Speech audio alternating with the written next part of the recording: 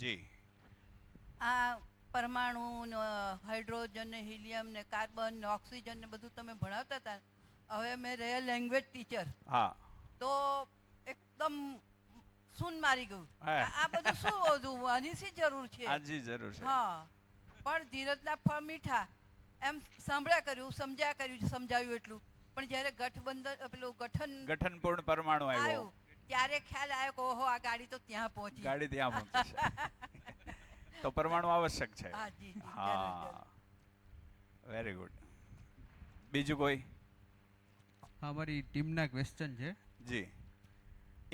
એકવાર એક કામ કરીએ, ફરીથી એકવાર આખો મુદ્દો છે કોઈ એક જણ સમજાવી દે, એટલે એકવાર છે એક મુદ્દો આખી વાર ફરીને આવી જાય, પછી ક્વેશ્ચન ઉપર જઈએ.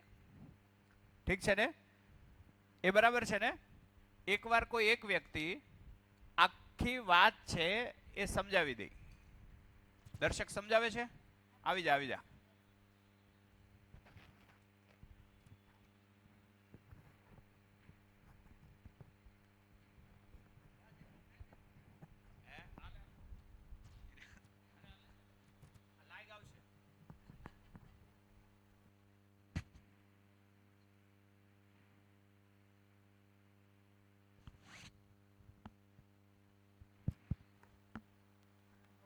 હાલો, વધારે દાળ ભાત ખવાઈ ગયા ને તે હુવા જાતો હતો.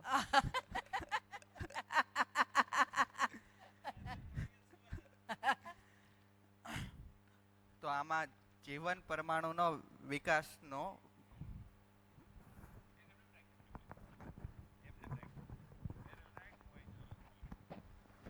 હલો હલો તો આજે જીવન દાનનો ટોપિક ખુલ્યો હતો કે જીવન રિયાલિટીમાં છે શું?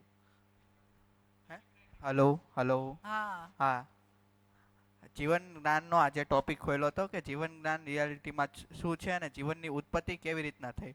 તો સરે વાતચીત કરી હતી કે આખી પૃથ્વી નોર્મલી એટમથી જ બનેલી હોય, પરમાણુથી. કોઈ પણ મટીરિયલ લો, આ ફર્નિચર લો, કોઈ પણ વસ્તુ લો એ એટમની બનેલી હોય. તો આખી પૃથ્વીને સરે વાતચીત કરી છે કે આખી પૃથ્વીને આપણે નોર્મલ ન્યુક્લિયર બોમ્બથી ફોડી નાખીએ તો છેવટે ઇલેક્ટ્રોન, પ્રોટોન ને ન્યૂટન જ વધે. તો એ ઇલેક્ટ્રોન, પ્રોટોન અને ન્યૂટનનો એક જ સ્વભાવ પાસે આવવાનો. તો એવી રીતના આ ઇલેક્ટ્રોન, પ્રોટોન અને ન્યૂટન એકબીજાને પાસે આવે. મૂળ તો એક કણ જ છે. દાખલા તરીકે હું કોઈકનો છોકરો છું, ભવિષ્યમાં કોઈકનો હસબેન્ડ હોઈશ, કોઈકના પપ્પા હોઈશ, તો મૂળ તો હું માનવ જ છું. એવી રીતના મૂળ સ્વરૂપે આ એક કણ જ છે, પરંતુ સ્થાનના આધારે એનું નામ આપ્યું ઇલેક્ટ્રોન, પ્રોટોન અને ન્યૂટન. તો ઇલેક્ટ્રોન, ન્યૂટન અને પ્રોટોન એકબીજા સાથે જોડાઈને હાઇડ્રોજન બને. હાઇડ્રોજન એમાં અલગ અલગ હાઇડ્રોજન ભેગા થઈને એક દબાણ થાય, તાપમાન થાય, એના આધારે પછી એની ઉપરની સ્થિતિએ હિલિયમ બને. એટલે હાઇડ્રોજન પોતાની સ્થિતિએ તો પૂર્ણ છે, પરંતુ આખા એક્ઝિસ્ટન્સની દ્રષ્ટિએ પૂર્ણતા તરફ ગતિ કરે. તો હાઇડ્રોજનથી હિલિયમ તરફની ગતિ કરે. એમાંથી હિલિયમ તાપમાન, દબાણની અસર થઈને 118 સુધીના પરમાણુ બને. એ ગતિમાંથી આ તરફની જે ગતિ છે એ શરીર બનવા તરફની ગતિ છે. પદાર્થોમાંથી પરમાણુના આધારે પદાર્થ અવસ્થા બને. એમાં ધાતુ, પથ્થર, મણી, માટી એ પદાર્થ અવસ્થા બને. પદાર્થ અવસ્થા પછી પ્રાણ અવસ્થા, કે એમાં વનસ્પતિનો ઉદ્ભવ થાય. વનસ્પતિ પછી જે નોર્મલ જે કીટકો હોય, કીટકો આપણે નાના વંદા હોય, કીડા મકોડા હોય, એ આ અવસ્થાની વચ્ચે આવશે. પછી આવશે પશુ પક્ષીઓ, એ જીવા અવસ્થામાં. અને અહીંયા આવશે જ્ઞાના અવસ્થામાં માનવ શરીર. તો આ આખી રચના માનવ શરીર બનવા સુધીની છે. અને અમુક જે તત્વો હતા, ન્યૂટન, પ્રોટોન, કાર્બન ને, એમાંથી અમુક એવા તત્વો છે કે થોડા વધુ સ્થાયી તરફ ગયા, કે જેમ કે નિયોન છે, ઓર્ગોન, આર્ગોન, સિલિકોન, હિલિયમ. એવા એ તત્વો છે કે જે રાસાયણિક ક્રિયાથી મુક્ત છે, ભૌતિક ક્રિયા કરે, થોડા વધુ સ્થાયી તરફની ગતિ તરફ ગયા. એમાંથી જ પરમાણુ એક બન્યો ગઠનપૂર્ણ પરમાણુ, કે હાવ સ્થાયી થઈ ગયો, ભૌતિક રાસાયણિક પ્રક્રિયા નથી કરતો. એટલે છે ને, સાયન્સ આ પરમાણુને શોધી નથી શક્યો, કારણ કે સાયન્સ જે પણ વસ્તુ ગોતે એ ભૌતિક અને રાસાયણિક પ્રક્રિયાના આધારે જ ગોતે. અને આ પરમાણુ પકડમાં જ ન આવ્યો, કારણ કે આ ભૌતિક રાસાયણિક પ્રક્રિયા જ નથી કરતું. હવે મૂળ વાત એ કે આ પરમાણુ ભાર મુક્ત છે. તો ભાર મુક્ત શું કામ છે? તો નોર્મલી આ બધા પરમાણુના બાહ્યતમ કક્ષામાં જેટલા ઇલેક્ટ્રોન હોય ને એટલા જ એના મધ્યમાં ડબલ હોય. ઇલેક્ટ્રોન અને ન્યુટ્રોન અને પ્રોટોન એટલી સંખ્યામાં હોય. તો ના મધ્યમાં વધારે હોય એટલે એ ભારવાળા હોય. અને અહીંયા મધ્યાંશમાં એક જ છે આત્મા, એટલે આ ભાર મુક્ત છે. તો આપણી અંદર જીવન છે એણે એક કક્ષા તો પૂરી કરી લીધી, ગઠન પૂર્ણ. હવે ક્રિયા પૂર્ણતા અને આચરણ પૂર્ણતા બાકી છે. તો એ માટે એને સમજવું પડે. ક્રિયા પૂર્ણતા માટે એને સમજવું પડે. તો સમજવા માટે શરીર જોઈએ. તો શરીરની આખી આ કક્ષા છે પ્રગટનનું, શરીર બનવાનું. તો જેમ જેમ શરીરનો વિકાસ થતો ગયો એમ માણસના શરીરનો વિકાસ થતો ગયો. તો જીવનમાં માણસના શરીરની મદદથી વધારે સારું સમજી શકે. તો આખું પ્રગટન છે આપણું જીવન પરમાણુનું. તો જીવનદાન એટલે શું? જીવન શું છે અને શું કામ છે? તો જીવન એટલે જીવનદાનમાં માનવ શું છે? તો માનવ એક જીવન અને શરીરનું સંયુક્ત સ્વરૂપ છે. તો એને શું કામ છે? તો પૂર્ણતા માટે છે. આ નોર્મલ જવાબ. Thank you.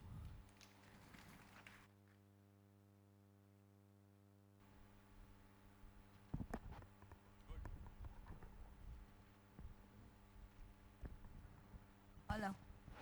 હા, હવે સવાલ આપણે કરીએ. હા, 118 પરમાણુ શોધાયા છે. હમ. એમાંથી આપણે ગઠન પરમાણુમાંથી આપણે ઉત્પન્ન થયા એવું મારું માનવું છે. હા, બરાબર. આપણે ઉત્પન્ન થયા નહીં, ગઠનપૂર્ણ પરમાણુ જ હું છું. અચ્છા, તો એનો મારું એક જીવન એ ગઠનપૂર્ણ પરમાણુ, હા તમારું એક જીવન એ ગઠનપૂર્ણ પરમાણુ, હા, બેનું એક દરેકનું- જીવન. દરેકનું તો જેટલા જીવન અહીંયા બેઠા છે એ બધા પરમાણુ એ બધાની અંદર સહશરીર છીએ, એટલે આપણી અંદર તો જીવન છે જ. છે જ. એ સિવાય પણ અહીંયા અશરીર હોઈ શકે. તો જેમ કે આ આપણા શરીરને હું છોડીશ, પરમાણુનો નંબર કયો? કયાનો? 118 હા. છે, એમાંનો જ એક પરમાણુ આપણે હા. ગઠન પરમાણુ. તો વિજ્ઞાનમાં તો આ પકડાશે નહીં, હા. એવી ભાઈ વાત કરી. કેમ? હા. કારણ કે એને કેમ કે રાસાયણિક વિજ્ઞાન- પ્રક્રિયા થતી હા, નથી. વિજ્ઞાન છે પ્રમાણ માગે. હા. પ્રમાણમાં શું આવે કે ભાઈ રાસાયણિક ભૌતિક ક્રિયા કરે અને લેબમાં જે મળી શકે, લેબમાં જેને ચકાસી શકાય એમાં જ આ હોય. અચ્છા, તો આ પરમાણુની લેબ કઈ? તો કે હું પોતે. આ પરમાણુની લેબોરેટરી કઈ? હું પોતે. કેવી રીતે? લેબમાં જડ પરમાણુને તપાસવા વાળો કોણ છે? માણસ, એટલે કે જીવન. એ આશા વિચાર ઈચ્છાથી જ સમજે છે કે બીજું કાંઈ? તો એનું પોતાના ઉપર ધ્યાન નથી, એટલે એ બહાર ધ્યાનમાં છે. આ જીવન પરમાણુની લેબોરેટરી, અસ્તિત્વમાં કોઈ જીવન પરમાણુ છે એ પકડાય નહીં. કેમ ન પકડાય? એ રાસાયણિક ભૌતિક ક્રિયાથી મુક્ત છે, ભાર બંધનથી મુક્ત છે. તો જે પરમાણુના મૂળભૂત ગુણ છે કે રાસાયણિક ક્રિયા કરે, ભૌતિક ક્રિયા કરે, એ ક્રિયા જીવન પરમાણુમાં છે જ નહીં. તો જીવન પરમાણુમાં એક વસ્તુ અહીંયા પહેલા ચકાસી હા, લઈએ. તો પછી એને પરમાણુ કેવી રીતે કહી શકાય? જી, હા. એનો મુદ્દો આપણે લેવાય કે પરમાણુ કેવી રીતે કહેવો? આખા અસ્તિત્વમાં પ્રક્રિયા હોય એના મૂળમાં પરમાણુ હોવાનો જ. આને ચેક કરો. જ્યાં પ્રક્રિયા થતી હોય એના મૂળમાં પરમાણુ હોવાનો જ. પરમાણુ વગર પ્રક્રિયા અસંભવ છે. આને ચેક કરી લો પહેલા. આને ચેક કરો. કેવી રીતે ચેક કરશો? આ પંખો છે, એમાં પ્રક્રિયા છે, એ દેખાય એવી પ્રક્રિયા છે ને? કેમ? તો કે એની અંદર કઈ પ્રક્રિયા થાય? વિદ્યુત અને ચુંબકીય ક્ષેત્રની પ્રક્રિયા થાય. અચ્છા, એ એના કારણે થાય? તો કે વિદ્યુત કોપરના તારમાં હોય, ચુંબકીય ક્ષેત્ર ચુંબકમાં હોય, ચુંબકમાં ચુંબકના પરમાણુ ન હોય તો ચુંબકીય ક્ષેત્ર ન હોય, કોપરનો તાર ન હોય તો ઇલેક્ટ્રિસિટી ન હોય. પરમાણુ વગર પ્રક્રિયા સંભવ જ નથી. આ ખુરશી છે, અહીંયા પરમાણુ છે. પરમાણુ છે એટલે પ્રક્રિયા છે, એ મને આધાર આપે છે. આને આમનામ પડી રહેવા દો તો હળી જાહે. હળવું એ પણ પ્રક્રિયા છે, સર્જન થવું એ પણ પ્રક્રિયા છે. જ્યાં પ્રક્રિયા હોય એના મૂળમાં પરમાણુ હોય અને હોય જ. આને ચેક કરો.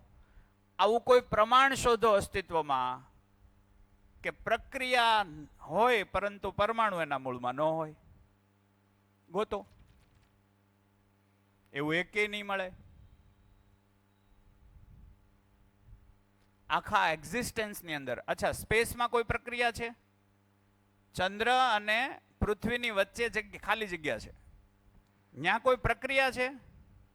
તો કે નહીં. કોઈનું કાંઈ ધ્યાન જતું હોય તો કહેજો. ચંદ્ર અને સૂર્યની વચ્ચે જે ખાલી સ્થાન છે અથવા સ્પેસ છે, સૂર્ય અને પૃથ્વીની વચ્ચે જે ખાલી જગ્યા છે, એ ખાલી જગ્યામાં પ્રક્રિયા નથી. કેમ નથી? કેમ કે ત્યાં પરમાણુ નથી. અચ્છા, કોઈ જગ્યાએ પરમાણુનો સમૂહ છે તો ત્યાં પ્રક્રિયા છે જ. સમજી લો કે કોઈ ઉલ્કા હોય તો ઉલ્કા શું થયું? પદાર્થ. પદાર્થમાં શું હોય? પરમાણુનો જથ્થો. તો એમાં પ્રક્રિયા હશે. પરમાણુ હોય ત્યાં પ્રક્રિયા હોય. કોઈ પ્રક્રિયા થાય છે તો એના મૂળમાં પરમાણુ હોય જ. આ વાત કેટલાને પકડાય છે? આનું ખંડન થતું હોય એવું કોઈ ઉદાહરણ ગોતો. આ વિધાનનું ખંડન થતું હોય એવું કોઈ ઉદાહરણ ગોતો. એવી જગ્યા સ્પેસ, ત્યાં પરમાણુ નથી તો ત્યાં કોઈ ક્રિયા નથી.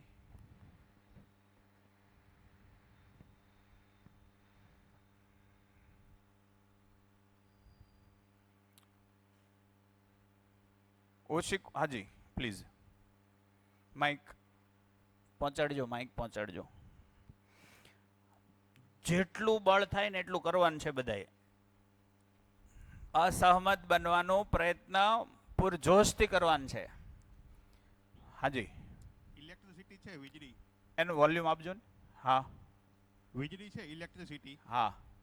એ શું કહી શકાય? એ એક પરમાણુમાંથી બીજા પરમાણુમાં પ્રભાવનું વહન છે. વિજ્ઞાન ત્યાં ગલતી કરે છે. વિજ્ઞાનમાં થોડી ગલતીઓ છે કે ત્યાં એવું વિચારે છે કે ઇલેક્ટ્રોનનું વહન છે. કોઈ ઇલેક્ટ્રોન કોઈ પરમાણુ છોડે જ નહીં ક્યારે. એટલે એક પરમાણુ છે એને આપણે તાપમાન, થોડાક આમ થઈ જાવ કે હું આમ થઈ જાઉં, બરો. હા, તો એને આપણે એવી રીતે જોઈ શકીએ કે દાખલા તરીકે હવા છે. હવા છે તો પરમાણુમાં છે ને, જડ પરમાણુ, કોઈ પણ જડ પરમાણુ હોય એમાં 5 બાબતો એની સાથે જોડાયેલી હોય. સમજી લો કે આ એક જડ પરમાણુ છે, કાર્બન છે. ઠીક છે? તો કાર્બન છે, એ કાર્બન પરમાણુ સાથે 5 વસ્તુ જોડાયેલી હોય. એક તો કેન્દ્ર છે એટલે ભાર. કેન્દ્રના કારણે શું હોય? ભાર. બીજું, જ્યારે આ અંશ છે, આને સબ એટોમિક પાર્ટિકલ કહેવાય. એ જ્યારે ઘૂમે છે ત્યારે ઘૂમવાના કારણે એની આસપાસ ચુંબકીય ક્ષેત્ર પેદા થાય છે. આ ઘૂમે છે હું કામ, એ આપણે કાલે જોવું. ઘૂમવાનું કારણ શું? એ 2 પ્રકારની ગતિ કરે. કઈ કઈ? ધરીભ્રમણ અને પરિભ્રમણ. તો ધરીભ્રમણ દરમિયાન એની આસપાસ એક પ્રભાવ બને. કોઈ પણની ગતિ થાય એટલે પ્રભાવ થાય જ કે નહીં?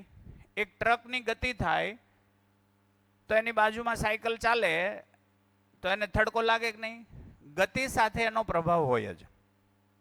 અહીંયા જે ગતિ છે એનો પ્રભાવ છે, એને કીધું ચુંબકીય ક્ષેત્ર. ઠીક છે? એટલે એક પરમાણુમાં ચુંબકીય ક્ષેત્ર હોય જ. હવે અહીંયા પણ એક સબ એટોમિક પાર્ટિકલ છે, અહીંયા પણ છે. તો આ ગતિ કરે છે તો એનું ચુંબકીય ક્ષેત્ર આમ છે. બે જ્યારે પાસે પાસેથી પસાર થાય ત્યારે બેયના ચુંબકીય ક્ષેત્રનું કટ થશે. એ કટ થવાના કારણે જે ઉત્પન્ન થાય એને કીધું વિદ્યુત. તો 118 તત્વ વિદ્યુત ધરાવે છે.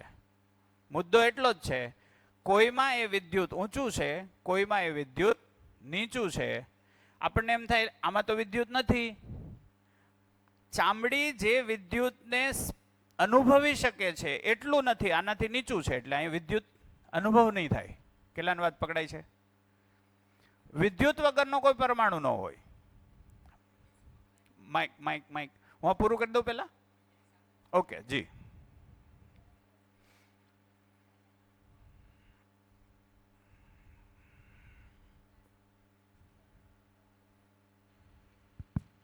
આપણે ખુરશીવાળું એક્ઝામ્પલ લીધું તો ઘણી વખત બાળકો શિયાળાની અંદર આ પ્રયત્ન કરે કે ખુરશી ઉપર બેસે ને પાછળથી રૂમાલ મારે પછી આમ ટચ કરે. ટચ કરે એનો એમાં મતલબ થયો એમાં વિદ્યુત છે, પણ નોર્મલ સ્થિતિમાં ચામડી આ વિદ્યુતને મહેસૂસ કરી શકે એ ચામડીની ક્ષમતા નથી. વિદ્યુત વગરનો કોઈ એટમ છે જ નહીં. તો 118 કોઈમાં ઓછો વિદ્યુત, કોઈમાં એનાથી વધુ, કોઈ એનામાંથી એમથી એમ કરતા ઉપરના વિદ્યુત સુધી હોય. વિદ્યુત હોય જ. વાત પકડાઈ ગઈ? હવે જોજો, એટલે ચુંબકીય ક્ષેત્ર થઈ ગયું. ઈ શેના કારણે? એની ધરીભ્રમણના કારણે. ધરીભ્રમણના કારણે ચુંબકીય ક્ષેત્ર પરિભ્રમણ થાય ત્યારે એક અંશ અને બીજો અંશ નજીકથી પસાર થાય ત્યારે એ બેયનું ચુંબકીય ક્ષેત્ર કટ થાય એટલે એ વિદ્યુત ઉત્પન્ન થયું. આ બેની વચ્ચેનું ઘર્ષણ છે એના કારણે તાપમાન પેદા થાય. એટલે દરેક પરમાણુ તાપમાન સાથે છે, કોઈમાં વધારે કોઈમાં ઓછો. એટલે દરેકમાં તાપ છે, એટલે ભાર છે, તાપ છે, ચુંબકીય ક્ષેત્ર છે, વિદ્યુત છે, અને આ ગતિના કારણે એમાં ધ્વનિ છે. દરેક પરમાણુ આ 5 મૂળભૂત સ્થિતિ સાથે હોય. આ પાંચેયનું સંયુક્ત સ્વરૂપ એને કહેવાય પરમાણુની અભિવ્યક્તિ. એ વ્યક્ત થશે, એને કીધો પ્રભાવ, પરમાણુનો પ્રભાવ. વાત પહોંચે છે? તો હવે કેવું હોય ખબર? આ સમજી લો કે કાર્બન છે, તો એનું કોઈ એક ચોક્કસ ચુંબકીય ક્ષેત્ર છે, અથવા તો એનું એક ચોક્કસ વિદ્યુત છે. ઠીક છે ને? એનાથી વધુ વિદ્યુત કોઈ બીજા પાસેથી એને મળશે તો એ તરત એને આગળ ટ્રાન્સફર કરી દે. વધારે વિદ્યુત મળે તો તાંબાનો તાર હોય ને, અમારે એક દિવસ વાત થઈ ફિઝિક્સના શિક્ષક સાથે કે આ પંખો છે એમાં વિદ્યુત અહીંયા આવે છે, તો એમાં આવે શું એમ? તો કે ઇલેક્ટ્રોનનો પ્રવાહ હોય. એટલે મેં કીધું ઇલેક્ટ્રોન આવે? તો કે હા. એટલે મેં કીધું ઇલેક્ટ્રોન ક્યાંથી આવે? તો કે ઉકાઈ ડેમથી ચાલુ થાય, ત્યાંથી તાંબાના તારમાંથી ઇલેક્ટ્રોન છૂટો પડે. એટલે મેં એને બીજો સવાલ કર્યો કે તાંબાના તારમાંથી ઇલેક્ટ્રોન છૂટો પડે તો તાંબાનો પરમાણુ હોય એમાંથી ઇલેક્ટ્રોન વહી ગયો તો એ તાંબાનો પરમાણુ રહેશે કે ઓગળી જાહે? એટલે એ કે તો હાળું અઘરું, કેમ કે કોઈ એટમ છે એ કોઈ અંશને છોડે તો પછી એનો એ પરમાણુ રેક બદલી જાય. આપણે કીધું કે પદાર્થ માત્રાથી કંટ્રોલ થાય. એટલે એના ફિઝિક્સના સાહેબ કે એ તો નથી ખબર. તો મેં કીધું એ ઇલેક્ટ્રોનનો પ્રવાહ નથી, ખાલી શું છે? ચુંબક છે અને ગૂંચળું છે. એ ઘૂમે ત્યારે એ બેયના આંતરિક પ્રભાવના કારણે વિદ્યુત પેદા થાય. એ વિદ્યુત તાંબામાં એક પરમાણુને મળે, એની જે ક્ષમતા છે એની કરતાં પોતાની પાસે વધુ આવ્યું એટલે આગળના પરમાણુને ટ્રાન્સફર કરે. દરેક પરમાણુ પ્રભાવમાં આવ્યા પછી ફરી સ્વભાવમાં આવવાનો નિયમ ધરાવે છે. પ્રભાવમાં આવ્યા પછી પાછો એ સ્વભાવગત સ્થિતિમાં આવવા માટેનો અસ્તિત્વગત નિયમ છે. એટલે એણે કોઈ પાસેથી પ્રભાવ લીધો, એ પોતે પાછો ન્યુટ્રલ થવા, એનો પોતાનો સ્વભાવ જાળવશે, એ આગળનાને આપી દેશે. એ આપીને આગળ જાય, એમ કરતા કરતા અહીંયા આવે, અહીંયા વપરાઈ જાય, અહીં પ્રભાવ ફેલાઈ જાય. ખો આપવાની વાત છે. તો ગુસ્સાનું આપણે એવું જ નથી કરતા. કંપનીમાંથી અથવા તો ઓફિસથી ઘરે જાય ત્યાંથી જો છેલ્લે છૂટતી વેળાએ ત્યાં ધડબડાટી બોલી હોય તો ઘરે આવીને ગજબ છે. કેટલાને વાત પહોંચી? તમારો પ્રશ્નનો જવાબ મળે છે? તો એ પ્રભાવ છે. હવે આને આપણે જુદી રીતે જોઈએ. હવામાં શું શું હોય? મેં એમ કીધું ને, દરેક પરમાણુનું પોતાનું તાપમાન હોય, પોતાનું તાપમાન. તો હવામાં કયા કયા પરમાણુઓ છે? હાઇડ્રોજન છે, ઓક્સિજન છે, કાર્બન છે, નાઇટ્રોજન છે, કાર્બન ડાયોક્સાઇડ છે, સલ્ફર ડાયોક્સાઇડ છે. આ બધા છે. એ બધાનું સંયુક્ત તાપમાન એ વાતાવરણનું તાપમાન. આમાંથી ખાલી નાઇટ્રોજનને એકલો અલગ પાડો અને એક બોટલમાં ભરો. ખાલી નાઇટ્રોજનને એકલાને અલગ પાડો ને એક બોટલમાં ભરો એટલે એ બોટલનું તાપમાન -197 થઈ જાય. એ ઓટોમેટિક છે. કેમ કે નાઇટ્રોજનનું તાપમાન -197 છે. એટલે એને ઠંડો નહીં પાડવો પડે, એનું પોતાનું તાપમાન જ ઈ છે. શું ગજબ વાત છે આ! એટલે તમારે ખાલી કરવાનું હું, નાઇટ્રોજનને અલગ પાડો અને એને એક ડબ્બીમાં ભરી લો. એ ડબ્બીની અંદરનું તાપમાન -197 થઈ જાય. એમાં ફ્રીજની જરૂર નહીં પડે. અહીંયા એ પ્રૂવ થાય હાવ કે દરેક પરમાણુ પોતાનું એક તાપમાન ધરાવે છે, અંગત તાપમાન. પણ એ જ્યારે બીજાની સાથે હોય ત્યારે સંયુક્ત પ્રભાવમાં એક બીજું તાપમાન ધારણ કરે. વાત પહોંચી? કેટલાને વાત પહોંચી? કોઈને આનો ક્રોસ સવાલ લાગતો હોય તો પ્લીઝ. ક્રોસ સવાલ લાગતો હોય તો, અને જો કોઈ ધ્યાન જતું હોય ને આવો જ બીજો કોઈ રેફરન્સ તમને મળતો હોય તો તમે લ્યો. તમે આજે સવારે વાત કરેલી કે નજીક નજીક રાખજો. આપણે જે શ્વાસ ખેંચીએ છીએ એમાં 70% હમણાં તમે જે બોલ્યા 78% 78% નાઇટ્રોજન હોય છે. તો એ આપણા શરીરને ઠંડુ વધારે ન પાડી દે? નહીં, મેં પાછું તમને કીધું. જુઓ, કાર્બન છે એ ઊંચું તાપમાન ધરાવે છે, ઓલો છે નીચું તાપમાન. એક સંયુક્ત તાપમાન આખા વાતાવરણના અંદર જેટલા વાયુઓ છે એનું જ આ તાપમાન છે. એ તાપમાને જ આ શરીર સંભવ છે. ઠીક છે ને? એટલે જો નાઇટ્રોજન વધારે હશે, 78% નાઇટ્રોજન, 21% ઓક્સિજન, એ તાપમાને જ આ વાતાવરણનું તાપમાન જે અત્યારે છે એ છે. વાત પહોંચી? એટલે જુઓ, સૂર્યપ્રકાશ આવે, એ પ્રકાશ પણ, મેં એક બીજો સવાલ પૂછ્યો. ઘણા એવું કહે છે, વિજ્ઞાન એવું કહે કે આ ફોટોનનો પ્રવાહ છે. એટલે મેં કીધું ફોટોન એટલે હું? તો કે કણ આવે. એટલે મેં કીધું તો સૂર્યમાંથી કણ આવે છે? સૂર્યમાંથી કણ આવતા હોય તો સૂર્યનું કદ ઘટતું જાય, ધરતીનું કદ વધતું જાય. કેમ કે હજારો વર્ષથી કણ આવી રહ્યા છે. આવો કોઈ કણ નથી આવતો. આ માત્ર પ્રભાવ છે. સૂર્ય એક એવું મોટો ગોળો છે કે ત્યાં થતી પ્રક્રિયાનો પ્રભાવ છે આ. હે ને? અરે ગજબ વાત છે બધી. આઈઆઈટી ની અંદર એમને થોડું હેલ્યું હોય.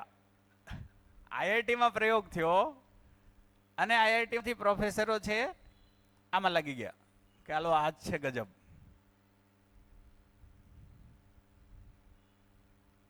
કોઈને કઈ પૂછવું છે? પૂછો. તો ફોટોન નથી આવતો. હા જઈએ એ બાજુ જ, પણ આ પેલા સોલ્યુશન નહીં. આ નહીં થાય તો મજા નહીં આવે. આ ભાર ઓલરેડી બધા પરમાણુનો ભાર તો છે જ. તો હવે આ અહીંયા સ્થાયી ગઠન પૂર્ણ બાજુ કઈ રીતે ગયા ને એક નથી સમજાતું. ગઠન પૂર્ણ ભાર મુક્ત પરમાણુ કઈ રીતે થયો? કેવી રીતે થયો એ તો ઇન જનરલ ભાર મતલબ ભાર શું છે એ જ નથી હા, સમજાતું. ભાર તો સ્વાભાવિક રીતે માસ હોય ને ભાર હોય. હા, માસ અહીંયા વધારે, બાર કરતા અંદર માસ વધારે છે એટલે ભાર છે. અહીંયા એકલો છે છતાં બધાનું નિયંત્રણ થઈ ગયું. એવું કેમ થયું? હા. તો એમાં ત્રીજી એક ગતિ ચાલુ થઈ, એને કીધી કંપન ગતિ. આનો વોલ્યુમ આપજો ને, આનું વોલ્યુમ આપજો. ત્રીજી એક ગતિ છે આમાં કંપન ગતિ. કેવી? કંપન કંપન ગતિ. તો જીવન પરમાણુમાં કંપન ગતિ છે. કોઈ વસ્તુ સમજાય, કોઈ પ્રભાવમાં આવી, ભાવમાં આવીએ આપણે ત્યારે આપણને કંપન મહેસૂસ થાય. કેટલાને એવું લાગે? હા. અને તો જીવનની અંદર કંપન ગતિ છે. વાત પહોંચી? એ કંપન ગતિ કેવી રીતે છે એ પાછા અધ્યયન બિંદુમાં આપણે આને ડિટેલમાં લઈશું. પણ એ કંપન ગતિના કારણે એકમાત્ર અંશથી આ બધાનું નિયંત્રણ થાય છે. એટલે ત્યાં વધારે અંશ નથી, અંશ વધારે નથી, એટલે ભાર મુક્ત થયો. વાત પહોંચી? તો આ જીવન પરમાણુ જે છે એ ઉત્પન્ન થયો કે કઈ રીતે થયો? ઉત્પન્ન થયો. આજ તો આપણે તો પ્રોસેસ એ ભાર મુક્ત, ત્યાં તો ઓલરેડી ભારયુક્ત છે. યુક્ત હતો, એમાંથી ભાર મુક્ત કઈ રીતે થયો? એ તો કીધું, ધ્યાન ન ગયું હજી. આ કેટલા છે? 2. એના કરતા અહીં કેટલા હોય? 4. તો ડબલ થયા. ડબલ 118 વાળામાં કેટલા હશે? 236. 236. અહીંયા 12 કેટલા છે? 32, 18, 8, 2 60 થાય. તો અહીં કેટલા હોવા જોઈએ? 120. છે કેટલા? 1. એટલે ભાર નથી. પણ એ થયા કઈ રીતે? આ એ જ કહું છું, એ જ હું કહું છું કે અહીંયા એક જ છે એટલે ભાર નથી. તો ક્લિયર થઈ ગયું? હા. આવું કેમ થયું? એના માટે જવાબદાર છે કંપન ગતિ. આ ગતિ શું છે એને સમજવા માટે અધ્યયન બિંદુ. કેમ કે એના માટે ગહેરાઈ જોઈએ થોડીક. તો હું અહીંયા જે આ ભાગે તે અત્યારે જરૂરી નહોતો, પણ આ તો મુદ્દો આવ્યો એટલે લઈ લીધો. તો એને સમજવું કઈ રીતે? તો કે જનરલી કંપન ગતિ છે શું? તો એમાં મનની અંદર જેટલા અંશ છે, જીભની ઉપર જે રાસાયણિક ક્રિયા થાય, જીભની ઉપર જે રાસાયણિક ક્રિયા થાય, લીંબુનો છાંટો અહીંયા પડ્યો, તો અહીંયા રાસાયણિક પ્રક્રિયા થાય છે. એ રાસાયણિક પ્રક્રિયાની સંવેદના મગજને જાય છે. મગજ મારફતે જીવનમાં XYZ કોઈ એક અંશ છે, ધારી લે કે 32 માંથી આ 16મો અંશ છે, એ ખાટા સ્વાદનો છે, તો ત્યાં કંપન મહેસૂસ થાય. ઓકે, સમજાઈ ગયું. એટલે જીવન ઓળખે આને ખાટું કહેવાય. કેટલાની વાત પહોંચી? તો એ કંપન ગતિ છે. એ કંપન ગતિ છે. તો એને સમજવા માટે આપણે શું કરશું? આખી શિબિર અલગથી થાય. તો એવું કહી શકાય કે ટોટલ અલગ અલગ કંઈક 60 વસ્તુ આવતી હશે. હા, એટલે અહીંયા 2 જવાબ આપણે મેળવી લઈએ. તો જીવન પરમાણુમાં અંશ કેટલા? 61. ટોટલ 61 અંશ. હા. ઠીક છે ને? 61 અંશ છે. 61 અંશ એટલે આની હેઠે કેટલા હોય? 60. આ મિડલ ગણીએ, અને જીવન પરમાણુને આ ધરતીનો મધ્ય ગણીએ, હા. તો એનાથી નીચેના ભૂખ્યા કેટલા હશે? 60. 60. તો અજીર્ણ કેટલા હોઈ શકે? કેમ કે જેટલા ભૂખ્યા હોય એની સામે પ્રક્રિયા કરવા વાળા સંખ્યા ટુ સંખ્યા જ હશે ને. હા, હા. એટલે આ 60 હોય, 60 ને 60 120, અને આ જીવન પરમાણુ 121મો. એટલે એવું કીધું કે 2 બીજા કોઈ બનશે, એક જીવન પરમાણુ. ટોટલ 121 પરમાણુ એ કોઈ પણ ગ્રહ પૂર્ણ ગણાય. કેટલાનો જવાબ મળ્યો? મૂળ પરમાણુ કયો? ગઠન પૂર્ણ. આ મિડલ છે, આ પૂર્ણ છે. ભૂખ્યા પરમાણુ ભાગીદારી કરશે. ઠીક છે ને? ભૂખ્યા કોની હારે ભાગીદારી કરે? અજીર્ણ. અજીર્ણ હારે. જે વધુ પડતા એની પાસે હશે એ આપશે, જેને જોઈએ છે એ લેહે, એ ભાગમાં ભાગીદારી કરશે. ઠીક છે ને? અહીંયા રસાયણ વિજ્ઞાન કહે છે એ રીતની ભાગીદારી નથી, પણ આ બેની વચ્ચે પ્રક્રિયાઓ થાય છે એ તો સ્વાભાવિક છે જ. તે એ પ્રક્રિયાઓ થકી જ પાણી બને, એ પ્રક્રિયાઓ થકી જ ધાતુઓ બને, એ પ્રક્રિયા થકી જ આ બધું બને. તો એવું કહી શકાય કે આ જે જીવન પરમાણુ છે એમાં 60 અંશ છે, વચ્ચેના એક આત્માને મૂકીને. નહીં, મૂકીને શું કામ? મતલબ એને મધ્યમાં ભેગો રાખીને, જ છે. એને મધ્યમાં રાખીને 60 મૂળ અંશ મૂળ છે. વાતને મૂકી દેવું. બોલો. માંડ જડ્યો છે, માંડ જડ્યો છે, એને જ મૂકી દેવો છે. એટલે એને મધ્યમાં રાખીને ready બીજા છે. 60 અંશ થયા. હા. તો હવે આ એક ગઠન, મતલબ આ એક પૂર્ણ પરમાણુ છે, તો ત્યાં ભૂખ્યા અને અજીર્ણની ભાગીદારી ઓલરેડી થઈ ગઈ હશે, એટલે 60 ના 120 કર્યા ને. ફરીને આ પરમાણુ તો પૂર્ણ છે. હા આ હવે આત્મા મધ્ય બિંદુ છે. હા હવે અંશ ત્યાં. બીજા કેટલા 60 રહ્યા? મધ્ય બિંદુમાં કેટલા અંશ છે? એક. એક જ. હા, એટલે એક આત્મા મધ્ય બિંદુ રહ્યું અને બાકી અંશ રહ્યા 60. હવે પરમાણુ જ પૂર્ણ છે તો અંશ બધા પૂર્ણ હોવા જોઈએ. મતલબ ભૂખ્યા કે અજીર્ણ ન હોય ને એમ. બેન ભેગું કરશો તું. આ એક અલગ પરમાણુ છે, આ એક અલગ પરમાણુ. મારું શરીર હેમાંથી બને? આ પરમાણુમાંથી. આ શરીર છે એ હજારો જડ પરમાણુમાંથી બને, કાર્બન, હાઇડ્રોજન, ઓક્સિજન, નાઇટ્રોજન થી બને. આ શરીરને ચલાવનારો આ એક પરમાણુ એ આખા શરીરમાં ઘૂમે. આને તું આની હારે ભેગું કરે છે ને? હા, કઈક લોચો મારશો હજી ફરીને કે? એટલે હું 121 બાજુ કઈ રીતે પહોંચ્યા ને એ પાછું આ તો ભેગું કરતો આ હતો. 60 આ 60 60 ને 60 કેટલા થયા? ઈ 60 કઈ રીતે થયા? આમાં અંશ કેટલા? એમાં 60. 60 અંશ વાળો છે આ. હા. 60 અંશ વાળો હોય તો બાહ્ય કક્ષામાં ઇલેક્ટ્રોન હોય, એના આધારે આપણે સંખ્યાઓ ગણીએ તો આનાથી નીચેના કેટલા હોઈ શકે? 61 વાળો તો પૂર્ણ છે, તો ભૂખ્યા કેટલા હોઈ શકે? 60 જ. 1 થી 60 સુધી જ હોય ને, કે માઇનસમાં જાય? નહીં. 1 થી 60 સુધી હોય. હા. તો 1 થી 60 સુધીમાં 60 ભૂખ્યા, તો આનાથી વધારે હોય એ કેવા હોય? અજીર્ણ. એટલે એની પાસે વધુ કક્ષા હશે, એ આપી દે. એ આપવા વાળા, આ લેવા વાળા. તો 60 લેવા વાળા, 60 દેવા વાળા. મિડલમાં આ છે. એટલે ગઠનપૂર્ણ પરમાણુના આધારે આપણે નક્કી કરી શકીએ કે જો આ 61 અંશ વાળો છે તો 61 અંશ વાળો એ ટોટલ ગણ્યા છે. આ કુલ એને પૂર્ણ કીધો છે એટલે પૂર્ણમાં 61 છે. હા. તો એનાથી ઓછા હશે એમાં એ- ખાલી ઇલેક્ટ્રોન જ ગણીએ છીએ આપણે. હા, એટલે એ કેમ કે ભૂખ્યો થયો. કેમ કે આવર્ત કોષ્ટકમાં ગણતરી હેની છે?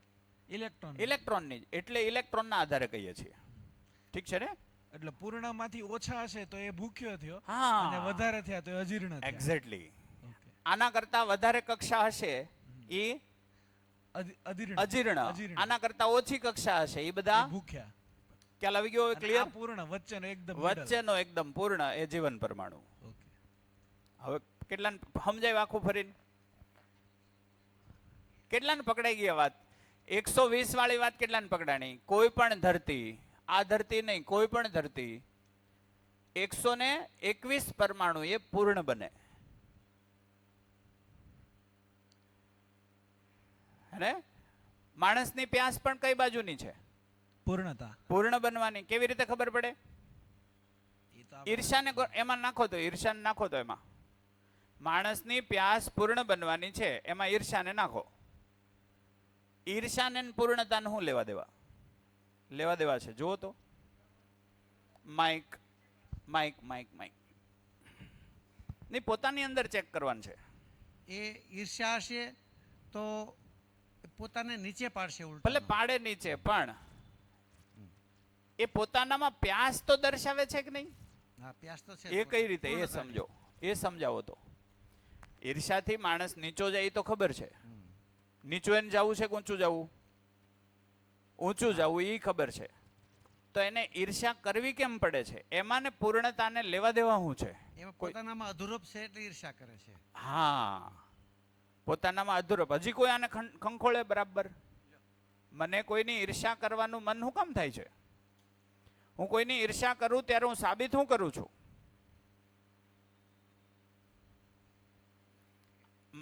આપો, અહીંયા આપો, એક પાછળ માઇક આપો. એક માઇક અહીંયા આપજો ને રાજને. હા, પોતાની અપૂર્ણતા સાબિત કરી.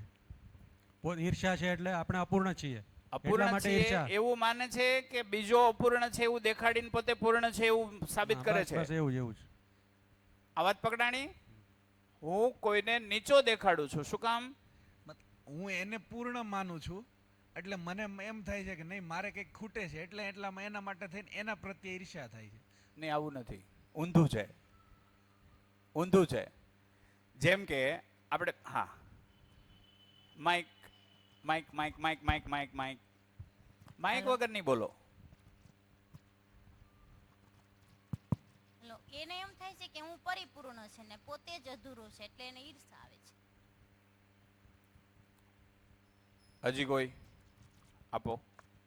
બીજા પાસે વધારે છે ને મારી પાસે એ વસ્તુ ખૂટે છે તેના કારણે મને એની પ્યાસ છે. બીજું કોઈ? આ જ ભાવમાં જોવાનું થાય. સામેવાળો જે રીતે વ્યક્તિ દેખાય એ રીતે અજીર્ણ જુઓ. છે, હું ભૂખ્યો છું, એટલે હું તમારી ઈર્ષા કરું છું, તો મને કંઈક મળશે તો હું પૂર્ણ થઈશ. તો ઈર્ષા મારો કરવાનું કારણ એ છે કે મારે પૂર્ણતા તરફ જવું છે, એટલે તમારી ઈર્ષા થાય છે. ઓકે, નહીં પૂર્ણતા દેખાઈ જાય તો ઈર્ષા નહીં થાય, કેમ કે ત્યાં ઘટે એમ નથી. આને આપણે આવી રીતે જોઈએ, જોવાનો પ્રયત્ન કરો કે બે વ્યક્તિઓ બેઠા છે અને ત્રીજા વ્યક્તિના વખાણ થઈ રહ્યા છે.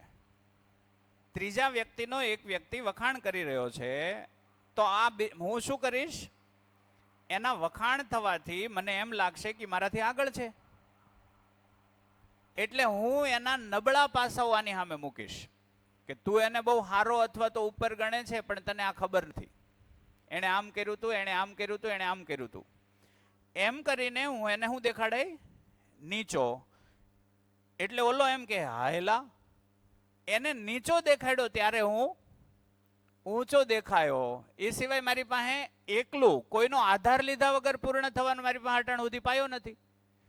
એટલે બિઝનેસમાં કોઈ મારાથી આગળ છે અને એણે આમ કીધું, તો હું એના બીજા કોઈ પણ 2-3 બિંદુઓ પકડીશ અને કહીશ તને ખબર નથી, એ આવો તેવો છે, એમ કરીને એને નીચો દેખાડીશ. અને હું એના કરતા હારો છું, હું હારો છું એનો મતલબ હું પૂર્ણ છું, એ હું વ્યક્ત કરવાનો પ્રયત્ન કરીશ.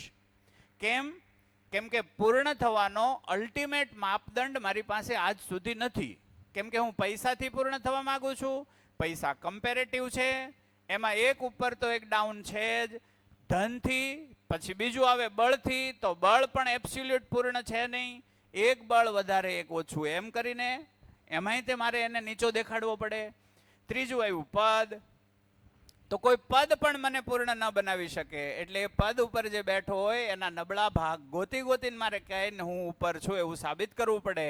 જ્યારે મને પૂર્ણતાનો કોઈના કમ્પેરિઝન વગરનો માર્ગ મળી જાય એટલે ઈર્ષા આપમેળે છૂટી જાય. કેટલાની વાત પહોંચી? અને બીજું હવે જોજો, અને બીજું ઈર્ષા છૂટી જાય અને એમાં મને એમય દેખાય કે બીજાને પૂર્ણતા તરફ લઈ જવામાં મારી પૂર્ણતા વધુ છે, તો હવે આના સિવાય બીજો કોઈ માર્ગ ગોતો. આમાં જેટલું હું વહેંચું એટલું મારું વધે. એટલે તમે અહીંથી લ્યો કે ન લ્યો, મને તો આ પ્રોસેસ થાય જ. એ તમને ગોષ્ઠીમાં ખ્યાલ આવે. ગોષ્ઠીમાં જે લોકો અભિવ્યક્ત થાય, વાત કરે, ત્યારે એની સ્થિતિ વધુ દેખાય કે નહીં? ત્યારે સ્થિતિ વધુ દેખાય. એટલે તમે મારા માટે તમે પૂરક છો, હું મારી ઉપયોગિતા પ્રસ્થાપિત કરી રહ્યો છું. કેટલાની વાત પહોંચી? કેટલાની વાત પહોંચી? કોણ કહેશે શું વાત થઈ? એટલે મતલબ ઈર્ષ્યા માટે કે આના માટે? ઈર્ષા માટે. બધા એમ કે ને ઈર્ષા છોડો, છૂટી આજ સુધી કોઈની. એક વ્યક્તિ શોધી દો છૂટી હોય, એક વ્યક્તિ શોધી દો, ના છૂટે. કેમ કે અત્યાર સુધી પૂર્ણતા તો અસ્તિત્વગત મારી પ્યાસ છે. મને પૂર્ણતા જ ગમે કે અધૂરો ગમે? કોઈ મારી ભૂલ કાઢે ત્યારે હું મને અપૂર્ણ મહેસૂસ કરું છું કે પૂર્ણ? અપૂર્ણ મહેસૂસ કરું છું. એટલે જ તો ભૂલ સ્વીકારતા નથી ઝડપથી. એટલે આપણે ભૂલ નથી સ્વીકારતા. જેથી મને ખબર પડી જાય કે મારી ભૂલ સ્વીકારવાથી મારામાં પૂર્તિ થશે, તે દિવસે ભૂલ સ્વીકારવાનું ચાલુ થાય. પણ ભૂલ સ્વીકારવાની બાબત જ્ઞાન સિવાય સંભવ નથી. જ્ઞાનમાં તમે સ્વીકારી શકશો કે અહીંયા જ્ઞાનમાં આ ભૂલ છે, તમે અહીંથી પૂર્તિ થઈ શકશે. એ પૂર્તિ થવાથી મારામાં જ ઉત્સવ થાય. અને એ ભૂલ નહોતી સ્વીકારાતી એની પાછળનું કારણ બી એ જ હતું કે મને કોઈ વ્યક્તિ ભૂલ દેખાડી રહ્યો છે કે આ તારી ભૂલ છે, પણ તમને ખુદને દેખાઈ રહ્યું છે કે સામેવાળો જે વ્યક્તિ ભૂલ બતાવે છે એને જે ભૂલ કહે છે એ જ ભૂલ પાછું એ રિપીટ કરે છે. એટલે તો આપણીથી એ ભૂલ સ્વીકારાતી નહોતી. બીજું એવું છે કે હું નોર્મલી જે જગ્યાએ ભૂલો થઈ રહી છે એ ભૂલનો દુરુપયોગ થવાની મને સંભાવના છે. એટલે જોજો, કોઈ માણસ મરી જાય પછી જ વખાણ કરે, કેમ કે મર્યા પછી નડવાનું નથી. સહશરીર આજ સુધી કોઈના વખાણ કર્યા હોય તો જો એમાંય ધાર રાખીને જ વાત કરીએ આપણે. સહશરીર વખાણી હું ક્યારે કરીશ? મારા કોઈ ફાયદામાં એ મને છે તો જ. હું મારી ભૂલ હું કામ ન બતાવું? એટલે ચાણક્ય એવું કહેતા કે ડાબા હાથને કામ કરેલું હોય જમણા હાથને ખબર ન પડવી જોઈએ. કેમ? કોઈ એક જણની તમારી કોઈ ભૂલ દેખાઈ ગઈ તો એ 5 જણાને કહીને તમને નીચો પાડશે એવી સંભાવના છે. ક્યાં સુધી સંભાવના છે એવી? રૂપ, બળ, ધન, પદ અને 5 ઇન્દ્રિયોમાંથી હું સુખી થવા માંગુ ત્યાં સુધી. જ્ઞાનના અર્થમાં ચડાણ ચાલુ થયું ત્યાં અનકમ્પેરેટિવ ત્યાં મસ્ત વાત છે. ત્યાં કોઈને ખેંચે એવી શક્યતા જ નથી. કેમ કે જ્ઞાન ખૂટે એમ જ નથી. અને હું જ્ઞાનથી તૃપ્ત થઈશ તો વહેંચીશ હું જ્ઞાન, વહેંચીશ તો મારું વધશે. બીજા બધામાં શું થાય? બળ વહેંચું તો ઘટે. હું બળવાન છું, એક સત્તા મેં બીજાને મારામાંથી બાંટીને આપી, કેદી મોટો થઈ જાય નક્કી નહીં, એટલે હું ન આપું. ધન ન વેચું, પદ ન વેચું. પ્યોર જ્ઞાન, રટ્ટા મારેલું જ્ઞાન નહીં, પ્યોર જ્ઞાન મળ્યું એટલે દરવાજો ખુલે. તો એક મુદ્દો કયો હતો? પરમાણુ હોય ત્યાં પ્રક્રિયા હોય, પ્રક્રિયા થતી હોય એના મૂળમાં પરમાણુ હોય જ. આ વાત કેટલાને પહોંચી? કોણ સમજાવશે?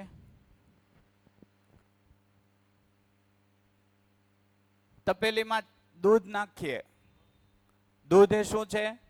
પરમાણુનો સમૂહ. તો તાપમાનની અસર થાય. એમાં નાખો જ નહીં તો તપેલીને અસર થાય. તપેલી પરમાણુ, ઠીક છે ને?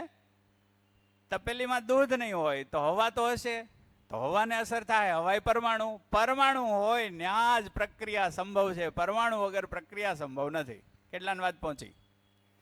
કોણ સમજાવશે? એ સમજાવો તો પછી અહીંયા એક વાત સમજાવી શકાય એવી છે. એ કોણ સમજાવશે?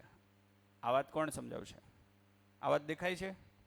પરમાણુ હોય ત્યાં પ્રક્રિયા હોય, પ્રક્રિયા હોય, પ્રક્રિયા હોય ત્યાં જ પરમાણુ હોય.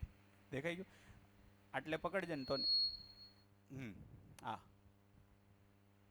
બધી જ જગ્યાએ પરમાણુ સિવાય કોઈ વસ્તુ કે કોઈ પદાર્થનું કઈ અસ્તિત્વ જ નથી. એમ પરમાણુથી જ અસ્તિત્વની શરૂઆત થાય છે. તો પરમાણુ વગર કઈ છે જ નહીં. એટલે પરમાણુથી જ બધી પ્રક્રિયા છે. પરમાણુથી શરૂઆત થાય એટલે પ્રક્રિયા અત્યાર સુધી જ્ઞાનાવસ્થા સુધી પહોંચી ગઈ.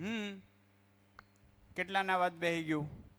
એકબીજાને સમજાવો ઝડપથી. હા, પેલા પ્રશ્ન લઈ લઈએ.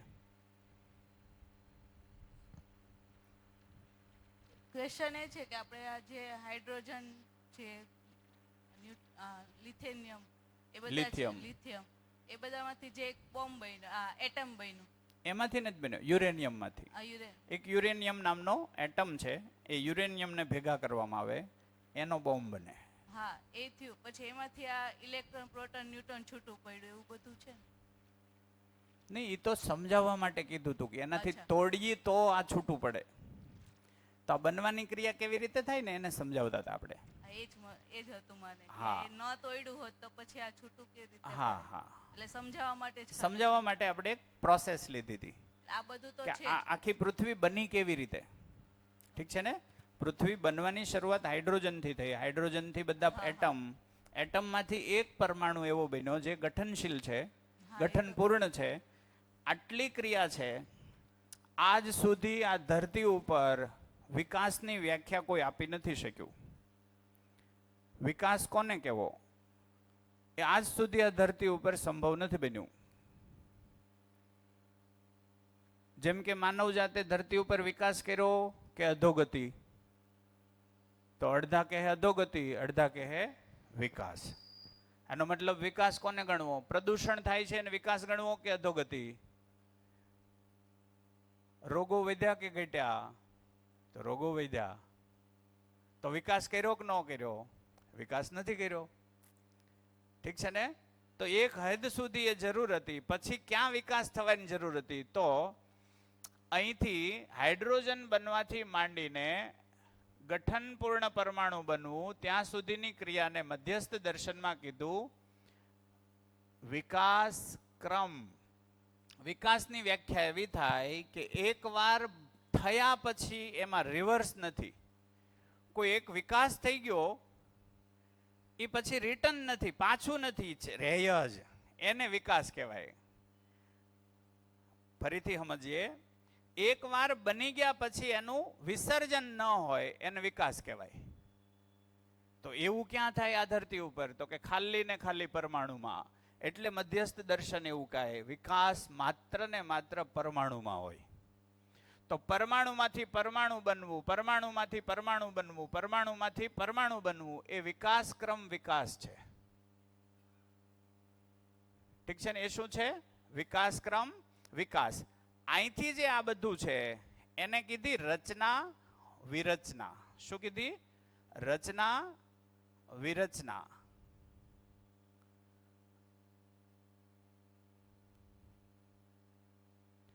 આ રચના થાય. પદાર્થમાંથી પ્રાણ, વનસ્પતિ બનવી, વનસ્પતિ હળીને પાછી પદાર્થ બની જાય. આ રચના વિરચના છે, આ વિકાસ નથી. આ રચનાઓ થયા કરે, વિરચનાઓ થયા કરે. વિકાસ શું છે? એકવાર હાઇડ્રોજનમાંથી હિલિયમ બને તો હાઇડ્રોજન રહે જ, હિલિયમ પણ રહે જ. હિલિયમમાંથી કાર્બન બને તો હિલિયમ પોતાની પરંપરા રાખીને કાર્બન બનાવે તો કાર્બન રહે જ. એમ 118 પરમાણુ બન્યા. માણસ ન હળી કરે તો આ 118 પરમાણુ ક્યારેય નાશ ન પામે. એનો મતલબ શું થયો? પરમાણુ બની ગયા પછી ત્યાં રિટર્ન પ્રોસેસ નથી. આને કીધો વિકાસ. તો હવે મુદ્દો આવ્યો, આ પરમાણુ બની ગયો, આ ધરતી ઉપર માત્ર ને માત્ર હવે આમાં વિકાસ બાકી છે. આમાં વિકાસ એટલે શું? આને કીધું જાગૃતિ ક્રમ જાગૃતિ. જાગૃતિ ક્રમ જાગૃતિ. જાગૃતિનો મતલબ થાય પૂર્ણતા. પૂર્ણતાનો મતલબ થાય ગઠન પૂર્ણતા. એ તો થઈ ગયું, ગઠન થઈ ગયું. ક્રિયા પૂર્ણતા. ક્રિયા પૂર્ણતાનો મતલબ આ મન છે, હેને, આ વૃત્તિ છે, આ ચિત્ત છે, આ બુદ્ધિ છે ને આત્મા છે. માણસની અંદર મન, વૃત્તિ અને ચિત્ત 3 ભાગમાં 4.5 ક્રિયા ચાલુ છે. બાકીની 5.5 ક્રિયા હજી ચાલુ નથી. એ ક્રિયાઓનો વિકાસ થાય. તો પરમાણુમાં જ વિકાસ થયો કે નહીં? અહીંયા જે વિકાસ થશે એ શું છે? પરમાણુમાં વિકાસ. એટલે જુઓ, એક વસ્તુ બહુ સમજવા જેવી છે.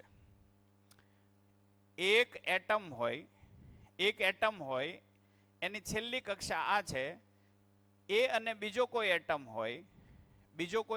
હોય, એની છેલ્લી કક્ષા આ હોય. આમની વચ્ચે ભૌતિક પ્રક્રિયા થાય ને તો એમાં આની આ એક જ પરિવેશ ને આનો આ છેલ્લો પરિવેશ જ પ્રભાવમાં આવે. આ બેને કોઈ અસર જ ન હોય. એવી રીતે એ જોડાય. જો આની જ વચ્ચે રાસાયણિક ક્રિયા થાય તો 2 પરિવેશ ઓછામાં ઓછા ભાગીદાર બને, ત્યારે જ રાસાયણિક બંધન થાય. જીવન પરમાણુમાં બધી જ કક્ષા કામે લાગે ત્યારે જ એ પૂર્ણતા પ્રાપ્ત થાય. આ ક્રમ છે. જીવન પરમાણુમાં મન છે, પહેલા જીવવાની આશા એ મનની હોય. એટલે આજથી આપણા પૂર્વજો તરફ જાઓ, તને સુખી થવાની આશા હતી કે જીવવાની આશા હતી? ખાલી જીવવાની આશા હતી. એના એ પરમાણુ જ પાછા આવે છે.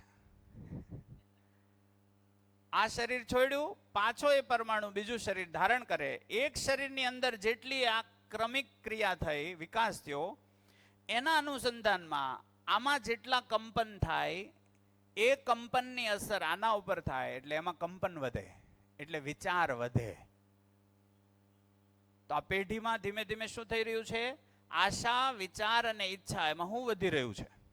ઈચ્છાઓ વધી રહી છે. કારણ કે એ 3જી કક્ષાએ એનો ઉદ્વિકાસ ચાલુ છે. વાત પહોંચે છે? હલો.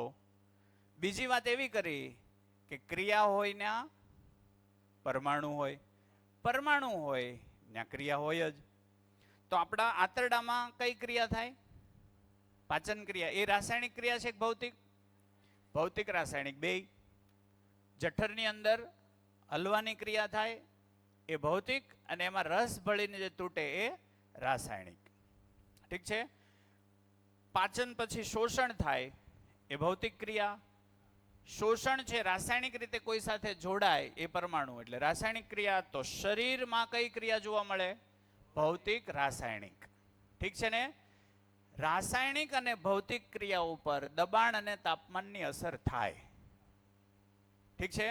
ત્યાં પરમાણુ છે, ત્યાં ભૌતિક રાસાયણિક ક્રિયા છે. જડ પરમાણુમાં ભૌતિક રાસાયણિક ક્રિયા. તો આશા, વિચાર અને ઈચ્છા. વિચાર એ ક્રિયા છે કે નથી? વિચાર એ ક્રિયા છે કે નથી? ક્રિયા હોય એના મૂળમાં પરમાણુ હોય જ. ઈચ્છા એક ક્રિયા છે કે નહીં? ઈચ્છા એક ક્રિયા છે કે નહીં? ઈચ્છા એક ક્રિયા છે. ક્રિયા હોય એના મૂળમાં પરમાણુ હોય જ. બીજો ભાગ આવે એ ભૌતિક રાસાયણિક ક્રિયાઓ નથી કરતો. કોણ? જીવન પરમાણુ ભૌતિક રાસાયણિક ક્રિયા નથી કરતો.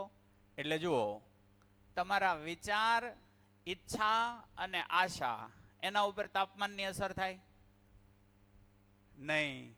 કયા તાપમાને વિચાર બંધ થઈ જાય? એના બંધ થાય. એને તાપમાન હારે કાંઈ જ લેવા દેવા નથી. કોઈ ઈચ્છા જાગી, કયા દબાણે ઈચ્છા બંધ થઈ જાય? એ બંધ ન થાય. આનો અર્થ એવો થયો કે આ ક્રિયા છે પણ એના ઉપર તાપમાન કે દબાણની અસર નથી, એટલે એને ચૈતન્ય ક્રિયા કીધી. ચૈતન્ય પરમાણુમાં થતી ચૈતન્ય ક્રિયા. શનિવારે આપણે એની 10 ક્રિયાઓને જોશું. આવતા એટલે કાલે નહીં, પરમ દિવસે. કાલે આપણે આખું અસ્તિત્વ જોઈશું કે આખા અસ્તિત્વની યોજના શું છે અને આ ક્રિયા. ઓકે. બીજો એક સવાલ બહુ જોરદાર છે. એક તો સવારે કીધું કે હાઇડ્રોજનની ફરતે જે ઇલેક્ટ્રોન ઘૂમે છે એને ઘૂમવાની શક્તિ ક્યાંથી મળે? આજ સુધી વિજ્ઞાન પાસે એનો જવાબ નથી. બીજું એક ચકાસીએ આપણે. બધા અહીંયા છો? બધા અહીંયા છો? ચકાસવા જેવી વાત છે. શરીરને શક્તિ જોઈએ કે ન જોઈએ? એ ક્યાંથી મેળવે? ખોરાકમાંથી. શરીરની શક્તિ વધારે કે મનની શક્તિ વધારે? બોલો. મનની શક્તિ વધારે. પાક્કું? કન્ફર્મ હોય હાથ ઊંચો કરો કે મનની શક્તિ અદ્ભુત. શરીર કરતા તો ક્યાંય ઊંચી. કેટલાને એવું લાગે? જી. તો હું જે ખોરાક લઉં છું એ આખા દિવસમાં વધીને 3 કિલો. ત્રણેય ટાઈમનું ભેગા કરીને 2.5 થી 3 કિલો એટલું હશે કે એટલું ન હોય? ન હોય ને? 1.5 કિલો. 1.5 કિલો.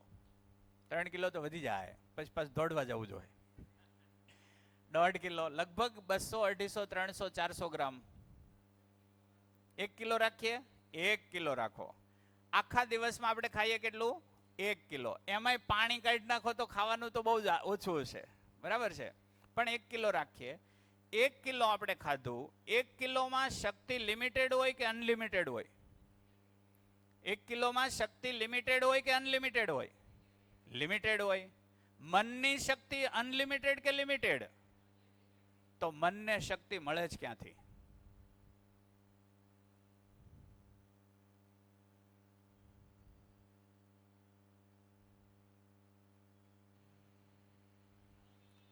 તો જે જવાબ મળશે ને તેથી જડ પરમાણુમાં ઇલેક્ટ્રોનને ઘૂમવાની તાકાત જ્યાંથી મળે છે ને, મન ત્યાંથી જ શક્તિ લે છે.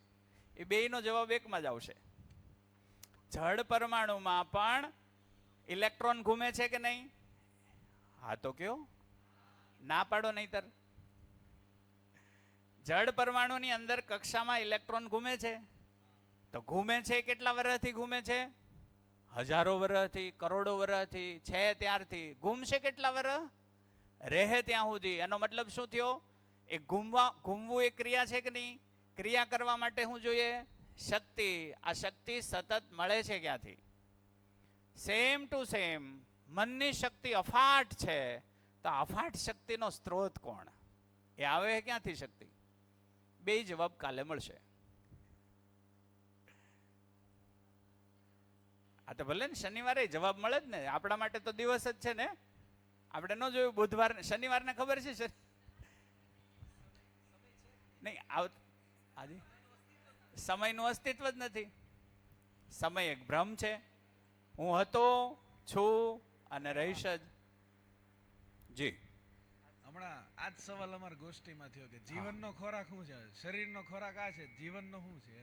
જવાબ નહોતો મેળવ્યો, પણ એ બાકી રાખ્યો તો પૂરો થાય ત્યાં સુધી. જીવનને શક્તિ ક્યાંથી મળે એનો સ્ત્રોત આપણે શોધશું. જીવનની તૃપ્તિ શેમાં? તો એ સમજમાં. 10 ક્રિયા ચાલુ થઈ જાય. 10 ક્રિયા ચાલુ થાય એટલે એને સમગ્ર અસ્તિત્વનું જ્ઞાન થાય જ. આપણી ક્રિયાઓ ક્યાં અટવાયેલી છે અને આપણે કાલે આખું ખોલશું એટલે પોતાની અંદર જ દેખાય. આમાં બહાર ક્યાંય જવાનું જ નથી. અત્યાર સુધી આપણે બહાર ગયા ક્યાંય ગયા નહીં. આપણી જ અંદર કામ થાય છે. ક્લિયર? કોઈ કંઈ કેવું છે? કોઈ કંઈ કેવું છે, પૂછવું છે? હા. જેમ આપણે ચિત્ત સુધી પહોંચ્યા મનથી, તો પહેલા મનના જે અંશો હતા ત્યાં કામ થયું, પછી એની શું કે કંપન અંદર ગયું, એ રીતે અંદર અંદર વૃત્તિમાં ગયા, પછી આપણે ચિત્તમાં ગયા. તો એનો મતલબ એમ કહી શકાય કે મનમાં કામ થાય, મનમાં આશા થાય છે. પહેલા આશાઓ વધી, પછી એના ઉપર વિચાર વધ્યા, પછી ઈચ્છાઓ વધી, કહી શકાય ને? જો ને અંદર જ જુઓ. પહેલા તું જતો મળે તો ખબર પડે. હાજી, એનું કંઈક ઉદાહરણ મળે તો ખબર પડે. આપણે દીધું એક ઉદાહરણ. 100 વર્ષ પહેલા લોકોને સુખી થવાની ઈચ્છા હતી, ખાલી જીવતા રહેવાની? જીવતા રહેવા, ખાલી જીવતા રહેવાની ઈચ્છા હતી. એને તો ઈચ્છાઓ ઓછી હતી. આજે અઢળક ઈચ્છાઓ છે. તો ઈચ્છા વધવાનું કારણ એમાં વિકાસ થઈ રહ્યો છે. જે 100 વર્ષ પહેલા અથવા તો 500 વર્ષ પહેલા જે જીવન હતા એ જ રિપીટ શરીર ધારણ કરે છે. આને કેવી રીતે જોઈ શકીએ? ઘણીવાર એમ થાય કે અમે પૂર્વજન્મમાં નથી માનતા. તો વાંધો નથી, ન માનો. આ ધરતીની બહારથી કાંઈ આવતું નથી, ધરતીની બહાર કાંઈ જાતું નથી. છે એ બધું અહીંયા જ છે. એને જોઈ લો એકવાર. છે એ બધું અહીંયા જ છે. તો જો જડ પરમાણુ મારા શરીરમાં આજે છે, આજે મારા શરીરની રચના કરતા જડ પરમાણુ છે, ઠીક છે ને? એ જડ પરમાણુ સમજી લો કે હું મૃત્યુ પામું તો આ શરીર ક્યાં જવાનું? આ ધરતીમાં જ. એટલે હવે ક્યાં વપરાય? એક વનસ્પતિમાં. તો મારા પરમાણુ વનસ્પતિમાં ગયા, વનસ્પતિમાંથી પાછું સફરજન બન્યું, એ સફરજન કોઈ ખાધું એટલે એના શરીરમાં આવ્યું, એણે પાછો ટોયલેટ ગયો, એણે કાઢી નાખ્યું, એ ખાતર બન્યું. આ સાયકલ અહીંની નાની છે કે નહીં? તો જળની સાયકલ તો અહીંયા દેખાય છે કે નહીં? ચૈતન્યની સાયકલ એ અહીંયા જ છે. તો એવું સમજી શકાય કે અત્યારે જે આ ગઠનપૂર્ણ આપણું જે એટમ બની ગયું છે, બરાબર? સો એ ધીમે ધીમે કરતા બનતા આવ્યું છે. છેલ્લે એણે મનુષ્યના શરીરની અંદર એમણે ધારણ કર્યું, બરાબર? હવે માણસ મૃત્યુ પામે, બીજો આપણે અવતાર જે કંઈ પણ કે, મને શાસ્ત્રોની વાત હું નથી મૂકતો, પણ ખાલી જસ્ટ પૂછું છું. ફરીને આ શરીર મેં છોડ્યું પછી મનુષ્યનું જ શરીર મળે? હા, કે પછી બરાબર છે. એને પહેલા આપણે સમજી લઈએ કે આ શરીરને ચલાવે છે કેવી રીતે, તો પછી એ જવાબ મળી જશે. પહેલા એક ક્લિયર કરી નાખીએ, આને ચલાવે કેવી રીતે શરીરને. જી, એ તમારો સવાલ છે, જાળવી રાખજો ને પાછા પૂછજો. કે તમે કીધું કે ધરતીની બહાર કાંઈ જાય નહીં, ધરતી ની અંદર કાંઈ આવે નહીં, તો આ જે રોકેટ ને એ બધું ઉડે તો એ તો ધરતીની બહાર જ જાય છે ને, સ્પેસમાં. તો તમે તો એમ કીધું કે ધરતીની બહાર કાંઈ જતું જ નથી. કેવું ધ્યાન ગયું? ઓકે. તો જે આપણે મોકલીએ છીએ ને એ પાછું ક્યારેક ને ક્યારેક પાછું આમાં આવી જાય છે. જ્યારે ધરતીના વાતાવરણના પ્રભાવમાં આવે, ઘણી વાર નથી આવતું કે ફલાણી જગ્યાએ ઉપગ્રહ પડ્યો. હમણાં જ ક્યાંક પડ્યો હતો ને, ઓસ્ટ્રેલિયામાં કે ક્યાં ઉપગ્રહ છે ને. ઉપગ્રહ છે એ આ દાખલા તરીકે ધરતી છે, આ એનું વાતાવરણ છે એની આસપાસ. તો મોટા ભાગે ઉપગ્રહો છે ને વાતાવરણની બહાર મૂકવામાં આવે, એટલે આનું ગુરુત્વાકર્ષણ લાગુ ન પડે ને ખેંચી ન લે એ ભાગમાં મૂકે, એટલે આ ભાગમાં મૂકેલા હોય પણ કોઈક વખતે એની ગતિ એવી થઈ જાય કે એ વાતાવરણમાં ઘૂસી જાય. વાતાવરણમાં ઘૂસી જાય ને પછી તો એને ધરતી ખેંચે એટલે હળકતો આવે. ઠીક છે ને? એટલે જે મૂક્યું છે ને એ પાછું અહીં ભળી જાય. વાત પકડાણી? તો આજે એ તરતા છે, એ તરે છે, એ ક્યાં તરે છે? આસપાસ જ. તો હવે એને આપણે એવું જોઈ શકીએ કે મટીરિયલ ક્યારેક ને ક્યારેક પાછું આવી જવાનું કે નહીં? આ કોણે મોકલ્યું ત્યાં? આપણે ન મોકલીએ તો કઈ જાય છે?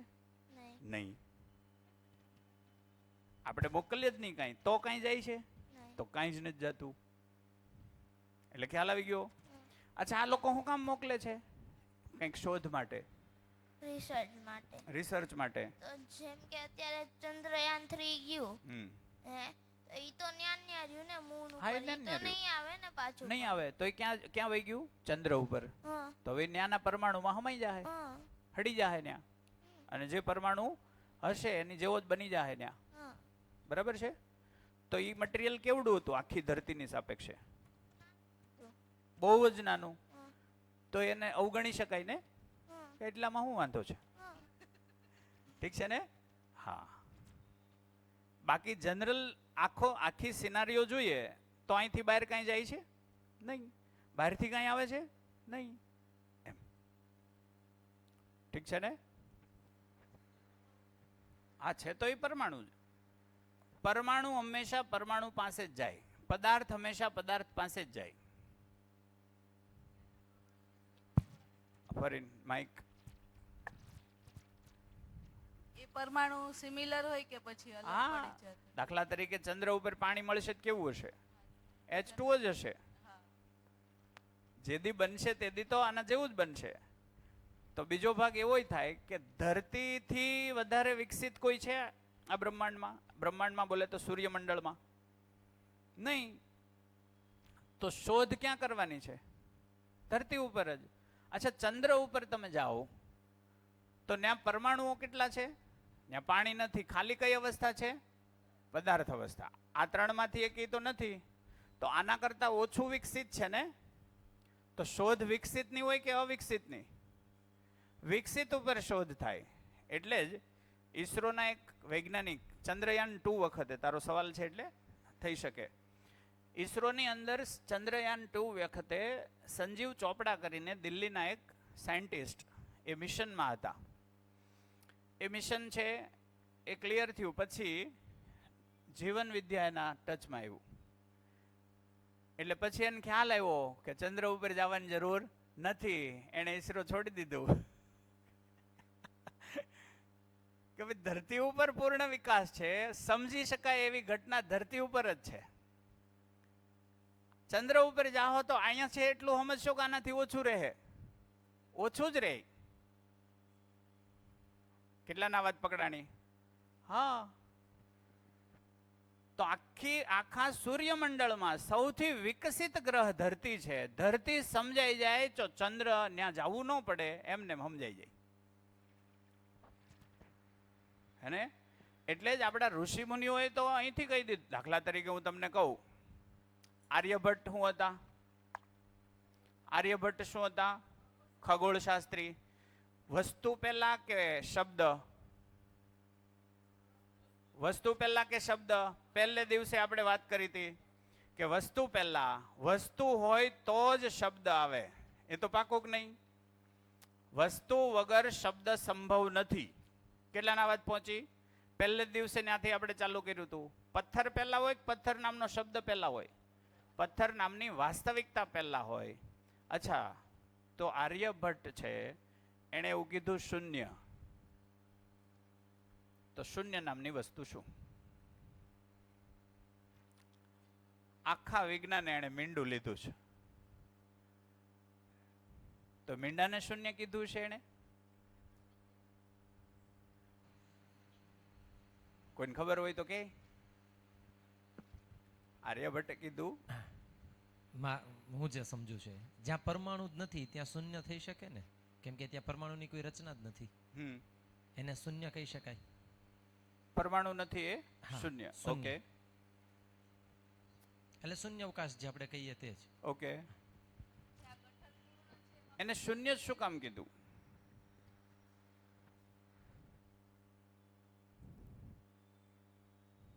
એને શૂન્ય જ શું કામ કીધું એમ? Mike mike mike mike mike. જે ગઠન પૂર્ણ છે એમાં કોઈ ક્રિયા નથી થતી, જે પૂર્ણ છે પોતાની રીતે. ક્રિયા થાય છે ને, આશા વિચાર ઈચ્છા. અચ્છા. ગઠન પૂર્ણ છે નો મતલબ એ કોઈ અંશ લેતો નથી, એ કોઈ અંશ દેતો નથી, એટલે એમાં ક્રિયાઓ તો ચાલુ જ છે.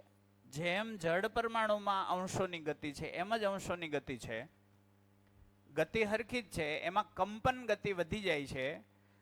અહીંયા થતી ગતિ છે એના કારણે ધ્વનિ, વિદ્યુત, ચુંબકીય ક્ષેત્ર, તાપ એવા નામ આપ્યા છે. અહીંયા થતી ક્રિયાઓને નામ આપ્યા આશા વિચાર ઈચ્છા. છે તો ક્રિયાઓ જ. એક ક્રિયા બધી પૂર્ણ થઈ જાય તો પછી એ થઈ જાય ને zero. તો માણસ સંજ્ઞાનશીલ થઈ જાય. હા. 10 ક્રિયા પૂર્ણ થાય એટલે માણસ સંજ્ઞાનશીલ થઈ જાય. એ સમસ્યા વિહીન માણસ થઈ જાય. હા. સમસ્યા જ ન હોય, સ્થિત પ્રજ્ઞતા આવે. કેમ કે એ સમસ્યાને સમસ્યા તરીકે નહીં જોવે, ઘટના તરીકે જોશે. ઘટનાઓ રોકી શકાય નહીં, ઘટનાઓ ચાલ્યા જ કરવાની. રચના વિરચના એ અસ્તિત્વનો નિયમ છે કે નહીં? તો મૃત્યુ એક નિયમ છે, જન્મ એક નિયમ છે, નિયમનો સ્વીકાર એટલે સુખ, નિયમનો વિરોધ જ દુઃખ છે. એટલે એને નિયમો બધા જ દેખાઈ જાય અસ્તિત્વના. અસ્તિત્વના તમામ નિયમો એની પાસે દેખાણેલા હોય, એ નિયમનો વિરોધ કરશે જ નહીં. નિયમનો વિરોધ ન થાય એટલે દુઃખ અસ્તિત્વમાં છે જ નહીં. અસ્તિત્વ સુખપૂર્ણ છે. અસ્તિત્વમાં દુઃખ નામની કોઈ વાસ્તવિકતા જ નથી. અસ્તિત્વમાં સુખ જ સુખ છે, સુખ નામની વાસ્તવિકતા છે. સુખનો અભાવ એને આપણે શબ્દ આપ્યો દુઃખ. દુઃખ નામની કોઈ વાસ્તવિકતા નથી. બીજું કોઈ? શૂન્યકાલે. શૂન્યકાલે હે ને, આ અમુક અમુક વસ્તુ તો ખાલી મૂકીએ. તો વિકાસ ક્યાં છે? વિકાસ ક્યાં ખાલી થાય? પરમાણુમાં. એટલે કાલે વાત થઈ હતી માનવમાં વિકાસને થોડોક સમજી લઈએ. માનવમાં શરીર વંશ વિધિથી ચાલે. લોહીના કોઈ દી ગુણ ન હોય, લોહીના સંસ્કાર ક્યાંય હોય નહીં. લોહીના સંસ્કાર ન હોય એની કોઈ ગેરંટી નથી. કેમ કે બાપ એકદમ છે સાધુત્વમાં છે તો છોકરો એકદમ ઉત્તર દક્ષિણ હોઈ શકે કે નહીં? તો લોહીને સંસ્કારને કંઈ લેવા દેવા નથી. ઠીક છે ને? એકદમ ઘટિયા પતિ પત્નીના ઘરે એકદમ ઉત્તમ બાળક એ જન્મી શકે, એકદમ ઉત્તમ પતિ પત્નીના ઘરે એકદમ ઘટિયા સંતાન પણ આવી શકે. હા કે ના? આનો મતલબ એવો થયો કે પૂર્વ યાત્રાના સંસ્કારો છે એ પણ અસર કરે છે, આ યાત્રાના સંસ્કારો પણ અસર કરે છે. પૂર્ણતાના અર્થમાં કોઈ જીવનમાં સ્વીકૃતિ થાય તો એને સંસ્કાર કીધા. સ્વીકાર ક્યાં થાય? તો જીવનમાં સ્વીકાર થવાનો મતલબ શું? તો કે ચિત્ત છે, યાદ રાખવાની ક્રિયા ચિત્તમાં થાય છે. યાદ ક્યાં રહી? ચિત્તમાં. મગજ તો બળી જાય છે, બાળે ત્યારે મગજ તો બળી જાય છે, તો યાદ કોણ રાખે છે? તો કે જીવન યાદ રાખે. એટલે ચિત્તમાં બધું જ યાદ છે. જેટલી શરીર યાત્રા તમે પસાર કરી બધું ચિત્રણમાં છે જ. ચિત્ત છે એ બહુ મોટી હાર્ડ ડિસ્ક છે. એટલે ચિત્ત માટે એક શબ્દ છે ચિત્રગુપ્ત. ઘણાને જ કહેતા વિધિ લેખ લખે. વિધિ નથી લખતી, આપણે જ લખીએ છીએ. કુસંસ્કાર અથવા તો સુસંસ્કાર એ આપણે જ નક્કી કરીએ છીએ. મારા સંસ્કાર હું જ લખું. મને કોઈ પૂર્ણતાના અર્થમાં આજ શરીર યાત્રામાં કાંઈ મળ્યું, કોઈ સત્યો મને મળ્યા, ટ્રુથ મળ્યું, તો સ્વીકાર હંમેશા સત્ય ન હોય. અસત્ય ક્યારેય સંસ્કાર ન બને. એટલે અસત્ય યાદ ન રહે. યાદ શું રહે? સત્યો. કોઈ સત્ય મને પકડાઈ ગયું, તો એ સ્થાપિત થાય. સત્યને જ સ્થાપિત કરવાની ક્રિયા છે ચિત્તમાં થાય, એ બુદ્ધિ દ્વારા થાય. તો આ કેવી રીતે થાય એને આપણે કાલે વધારે, પરમ દિવસે વધારે જોઈશું, આખી પ્રક્રિયાને જોઈશું. એટલે તો ચિત્ત છે આપણો ચિત્રગુપ્ત છે, એની અંદર બધું જ હોય. આને આપણે અત્યારે જોવું હોય તો જોઈ શકાય. દાખલા તરીકે તમે કોઈ જગ્યાએ ફરવા ગયા હોવ, એમાં જેમાં બહુ મજા આવી હોય એ ફરવાની ટ્રીપ યાદ કરો એમ કહો એટલે તમારું મન છે વૃત્તિને વૃત્તિ ચિત્તને ઢંઢોળશે, એટલે તરત એમાંથી ઘટનાઓને હોદશે. હા કે ના? આનો મતલબ શું થયો? નોર્મલ ક્રિયામાં આપણને બધું યાદ ન હોય, પણ જેમ જેમ અંદર એ ઘટનામાં ઉતરીએ એમ એમ એ વારું આવવા માંડે છે કે નહીં? તમારી જિંદગીની ખરાબમાં ખરાબ ઘટનાને જુઓ તો તરત જ ત્યાં તમારું ચિત્ત છે એમાં સંશોધન ચાલુ થશે કે આ ખરાબ ઘટના, એમાં એક એક પોઈન્ટને પકડતા જાઓ, એમ એમ યાદ આવતું જાય છે કે નહીં? એનો મતલબ ચિત્તમાં બધું જ છે. મારું જ્યાં જ્યાં ધ્યાન જાય એ યાદ આવે, ધ્યાન નથી જતું એ સ્મરણમાં ન આવે. જે દી ધ્યાન જાય તે દી પાછું યાદ આવે, તરત કે આ ઓલું મને યાદ આવી ગયું. આનો મતલબ ત્યાં છે જ. એટલે સ્ટોરેજ આખું ભરેલું જ છે અને આખા અસ્તિત્વને સ્ટોર કરી શકે એટલી ત્યાં મેમરી છે. વાત પકડાય છે? આ બધું આપણે ક્યાં જોઈ શકીએ? અહીંથી જે કહેવાય રહ્યું છે તમે જોવો છો ક્યાં? તમારી અંદર જ, તમારી અંદર જ જોવો છો. તો હવે પ્રશ્ન આવે કે શરીરને ચલાવે કેવી રીતે? શરીરને ચલાવે કેવી રીતે?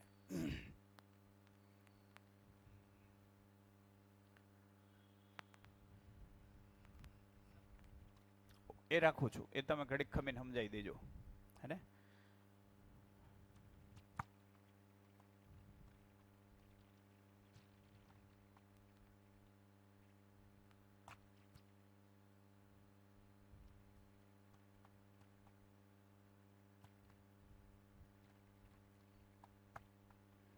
તો આ આપણે છીએ, રાઈટ? આ શરીર છે આપણું. આ હેનાથી બને? શેનાથી બને? આપણું શરીર હેનાથી બનશે? પદાર્થ અવસ્થામાંથી કોષ બનશે, કોષથી શરીર બનશે, એટલે આ કોષ છે. હવે એક વસ્તુને પહેલા સમજી લઈએ. રિશેષ પડી ગઈ? પૂરું કે 5 મિનિટ છે? સમજાવી દો પછી જઈએ. હાલો સમજાવી દઈએ પહેલા. તો શરીર છે ને, એક વાત તો એ થઈ કે આ દાખલા તરીકે હાઇડ્રોજન છે. કેટલા જણા અહીંયા છે? ઓકે. આ હાઇડ્રોજનમાં સમજી લો કે આ છે એ એની ફરતે અંશ છે. તો આની બેયની વચ્ચે જગ્યા છે કે નહીં? આવડો હાઇડ્રોજન, એમાં માત્ર કેટલા અંશ છે? 2 જ અંશ, એક અંદર અને એક બહાર. તો આટલી જગ્યામાં અંશ જાજા છે કે જગ્યા જાજી છે? કેટલાની વાત પહોંચી? આટલી જગ્યામાં અંશ જાજા છે કે જગ્યા જાજી છે? આને આપણે આવી રીતે લઈએ.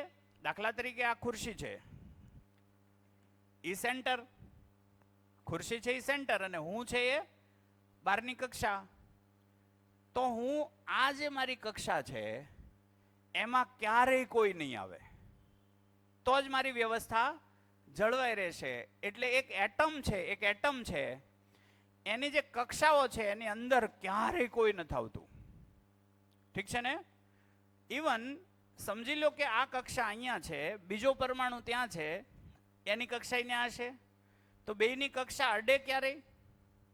અડે તો શું થાય?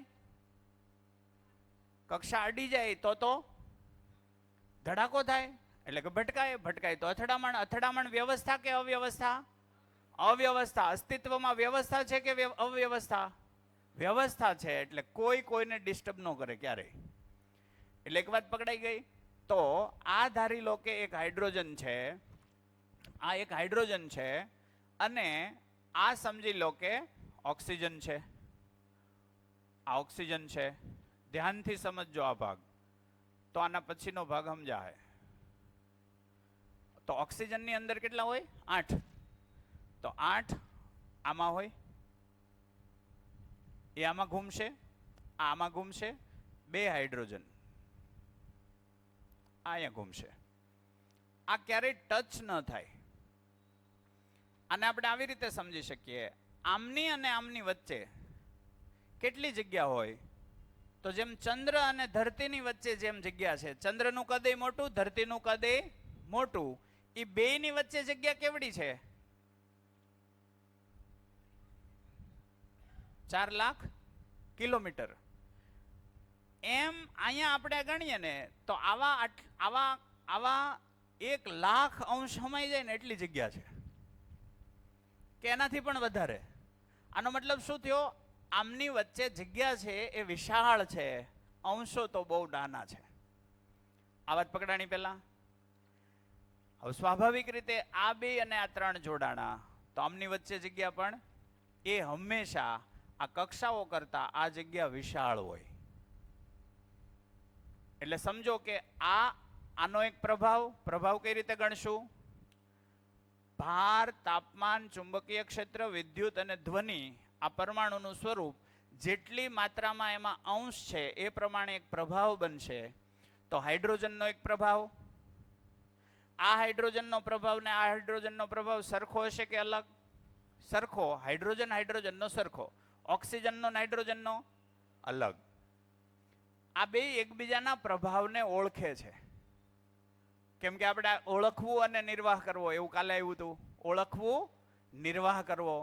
તો બે એકબીજાને ઓળખે છે. ઓળખે છે એટલે હારે રહી છે. ઓળખે છે એટલે હારે રહી છે, પણ એ ચોક્કસ દૂરી સાથે હારે રહી છે. તો પાણીના બિંદુઓ, પાણીનો એક અણુ હોય તો એની વચ્ચે પણ જગ્યા હોય. કેટલાના વાત પહોંચી? આખો હું પાણીનો ગ્લાસ ભરી દઉં, આખો પાણીનો ગ્લાસ ભરી દઉં, પછી એમાં હું કઈ નાખું તો જગ્યા છે કે નથી? હાજી, છલકાઈ જાય? કેટલાને લાગે એમાં જગ્યા હોય? એક આખો છલ્લોછલ પાણીનો ગ્લાસ ભરી દઈએ તો પાણીની વચ્ચે જગ્યા છે કે નથી? કઈ રીતે ખબર પડે જગ્યા છે? આપો માઇક, આપો એમને.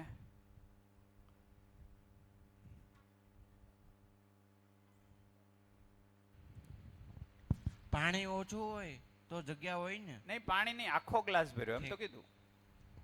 આપણે એમને ઠંડુ કરીએ તો જેટલું ભર્યું હોય એટલો જ બરફ ઠંડો થાય કે એનાથી થોડુંક ઓછો બરફ થાય? તમે કયો એમ હું કહું છું. એટલે હું માની લ્યો કે આખો ગ્લાસ આપણે બરફ પાણીનો ભર્યો, જી, ફ્રીઝરમાં મૂકીએ છીએ તો આખે આખો ન થતો એમાંથી થોડુંક ઘટે છે. થોડુંક તો ઘટે છે. હા, તો જગ્યા હોય તો જ ઘટતું હોય ને. ઓકે. એક બીજું, પણ એ બરફ થઈ જવાથી જગ્યા ઘટી જાય છે એવું નથી. ઠીક છે ને? પાણીના અંશ છે ને, જો અને આપણે એવી રીતે રહીએ, વરાળ થઈ જાય ને પાણીનું વરાળમાં રૂપાંતર થાય ત્યારે પાણીના ખાલી જે ભેગું હતું ને એ જથ્થો છૂટો પડ્યો, પાણીના અણુ જ છૂટા પડ્યા. ઠીક છે ને? તો પાણીનો એક અણુ પાણીના એક અણુથી છૂટો પડી ગયો, એ વરાળ સ્વરૂપે છે જ. એ બે ભેગા હતા ત્યારે એમની વચ્ચે જગ્યા હતી. બરફ કરો ત્યારે એની વચ્ચે એટલી જ યથાવત જગ્યા રહેશે. તો એમાં બહુ ફરક નહીં પડે. પણ હાજી, પાણીની અંદર મીઠું નાખીએ તો એટલું ને એટલું જ રહે. એટલું ને એટલું રહે. મીઠું તમે નાખતા જાઓ, મીઠું ઓગળતું જાય, પાણી બહાર નહીં આવે, મીઠું ઘણું બધું હમાઈ જાય. હવે તમે જુઓ, હાઇડ્રોજનનો અણુ, હાઇડ્રોજનનો પરમાણુ, હા કઈ કેવું છે? કયો મીઠાની જ વાત હતી. અચ્છા, મીઠામાં કોણ હોય? સોડિયમ અને ક્લોરીન. હવે જોજો, ધ્યાનથી સમજજો. સોડિયમનો પરમાણુ ઓક્સિજન કરતા મોટો, ક્લોરીનનો પરમાણુ ઓક્સિજન કરતા મોટો. સોડિયમના કેટલા? 18, 11 અને ઓલાના 17. એટલે 17 વાળાનું કક્ષા મોટી થઈ જાય કે નહીં? આને આવી રીતે જોઈએ. આ કેન્દ્ર, આ કક્ષા, એટલે આની એક ચોક્કસ પેરીફરી થઈ. ઓક્સિજનમાં કેટલી કક્ષા હોય? 2. એટલે આવડો અણુ થયો. તો 17 વાળો કેવડો હશે? તો 17 વાળામાં 17 દૂન 34 વચ્ચે પહેલી કક્ષામાં 2, બીજી કક્ષામાં 8, ત્રીજી કક્ષામાં 7. આનો મતલબ એવો થયો આ બેયની વચ્ચે આ પરમાણુ આખો આવી જાય એટલી જગ્યા હોય છે. કેટલાની વાત પકડાણી? 9 વાત પકડાણી. હાથ ઊંચો કરો. કેમ કે મીઠું ઓગળ્યું, ઓગળીની હમાઈ ક્યાં ગયું? પાણીના અણુઓની વચ્ચે. તો એક પાણીનો અણુ બીજો પાણીનો અણુ એની વચ્ચે જે જગ્યા છે એ આખા ક્લોરીનના અણુ સોડિયમના અણુને હમાવી લે એવડી જગ્યા છે. તો ગ્લાસમાં અંશો જાજા છે કે જગ્યા જાજી છે? જગ્યા જાજી છે. તો આપણા શરીરમાં પણ જગ્યા જાજી છે કે અંશો જાજા છે? જગ્યા જાજી છે. તો હવે એક થયું અણુ. તો પરમાણુ જોડાય ત્યારે પરમાણુ વચ્ચે ઘણી જગ્યા હોય. અણુ જોડાય ત્યારે એ જગ્યા વધે. એટલે એવું કહેવાય કે આ ધરતીને જો કમ્પ્રેસ કરવામાં આવે પૂરેપૂરી તો ફૂટબોલના દડા જેવી થઈ જાય. આનો મતલબ શું થયો? આખી ધરતીની અંદર આર પાર જગ્યા છે. વાત પકડાણી? એમ મારા શરીરમાં પણ આર પાર જગ્યા છે. એટલે આપણને નથી દેખાતી, આંખથી નહીં દેખાય એ વસ્તુ અલગ છે, પણ આની વચ્ચે જગ્યા છે. એનું સાદું ઉદાહરણ, આમાં ક્યાંય કાણું દેખાય છે? તો પરસેવો બહાર ક્યાંથી આવે? પરસેવો બહાર ક્યાંથી આવે? એનો મતલબ એમ થયો આમાં છિદ્રો છે. ઠીક છે ને? તો આપણું શરીર પોલું છે. કેવું છે? પોલું છે. ઈ પોલાણો કોષો પેશીની વચ્ચેથી આ પરમાણુ પસાર થાય. ઈ પેશી કોષોની વચ્ચેથી આ જીવન પરમાણુ પસાર થાય અને આ જીવનને ચલાવે, એટલે કે આ શરીરને ચલાવે. તો મારા શરીરની આર પાર હેને હોરિઝોન્ટલ અને વર્ટિકલ એ 3 ડાયમેન્શનમાં પસાર થાય. એ પસાર થઈને આ શરીરની બહાર પણ નીકળે. એટલે જડ શરીર જેવડું હોય એનાથી થોડુંક વધારે એક નવું, એટલે કે નવું બોલે તો એના જેવા જ આકારનું સૂક્ષ્મ શરીર બનાવે. આ શરીરને કીધું જડ શરીર. અને આ જે એક જ જીવન પરમાણુ કેટલા છે? મારા એક શરીરમાં એક જીવન પરમાણુ હોય, એક જ જીવન હોય. એ જીવન હોરિઝોન્ટલ વર્ટિકલ મારા અંદરથી પસાર થઈ અને એક સૂક્ષ્મ શરીર બનાવે. આ થઈ ગયું સૂક્ષ્મ શરીર. આની સ્પીડ એટલી બધી વધારે હોય. આની સ્પીડને સમજવી હોય તો આની સ્પીડને સમજવી જોઈએ. અને આની સ્પીડ કેટલી હોય? પરમાણુમાં આ મારા શરીરમાંથી કેટલી ઝડપથી ઘૂમે આને સમજવું હોય. કેમ કે એક જ પરમાણુ આખું શરીર બનાવી નાખે. આને આપણે ઓલું જોઈએ ને, દિવાળી ઉપર આપણે ફૂલખણી અથવા તો ઓલું જ ખબર, પેલું લાંબી દોરી હોય પછી હળગાવીને આમ ફેરવીએ તો હળગે કેટલી જગ્યાએ? એક જગ્યાએ. પણ હું એને ફેરવું ત્યારે શું બને? વર્તુળ બને. ખરેખર વર્તુળ છે નહીં, છે તો એક જ જગ્યાએ હળગેલું. પણ હું ફેરવું ત્યારે શું થાય? વર્તુળ થાય. વર્તુળનો ભાસ થાય. એમ જ આખા શરીરની આરપાર એ પસાર થઈ અને સૂક્ષ્મ શરીર બનાવે. એની સ્પીડ કેટલી? જડમાં સ્પીડ સમજીએ. આ ઇલેક્ટ્રોન છે એ આની ફરતે ઘૂમે છે. કોઈ પૂછો તો ચેટ જીપીટીને કે ઇલેક્ટ્રોનની સ્પીડ ફરવાની કેટલી? એકની ગોતો એટલે બધાની મળી જાય, બધાની હરખી જ હોય. 22 લાખ કેટલી છે? Electron rotation speed in atom.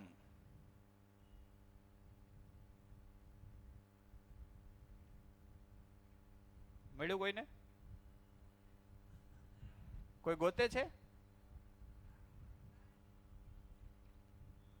ગોતે છે? પંથ ગોતે છે બેટા? ગોતો ગોતો ગોતો. એક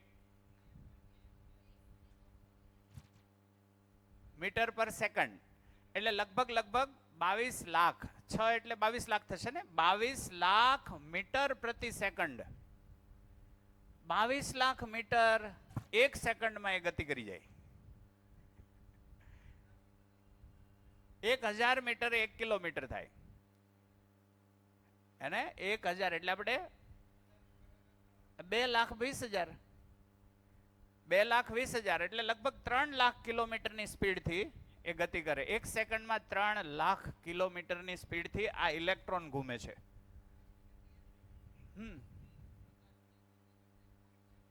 હા, પ્રકાશની ગતિ કરતા પણ ઝડપી. ઝડપી થોડુંક. વાત પકડી? જળ પરમાણુમાં આટલી સ્પીડ છે તો આ તો ચૈતન્ય પરમાણુ છે. ચૈતન્ય એ કઈ રીતે માપી શકાય? દાખલા તરીકે સૂર્યપ્રકાશમાં જળમાં ક્રિયા થાય અને એમાંથી છૂટો પડતો પ્રકાશ પૃથ્વી સુધી આવતા 8 સેકન્ડ લાગે કે 8 મિનિટ. 8 મિનિટ લાગે. અને આ રીતે સમજી શકીએ ચૈતન્ય પરમાણુ જળ કરતા વધારે સ્પીડમાં છે. એ કેવી રીતે સમજી શકાય? તો આને આ રીતે સમજી શકાય કે સૂર્યમાં સૂર્યનો પ્રકાશ જે છે એ ત્યાં હાઇડ્રોજન અને હિલિયમનું ફ્યુઝન છે.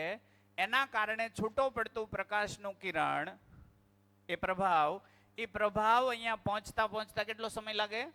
8 મિનિટ. 8 મિનિટ જ છે ને? 8 મિનિટ લાગે.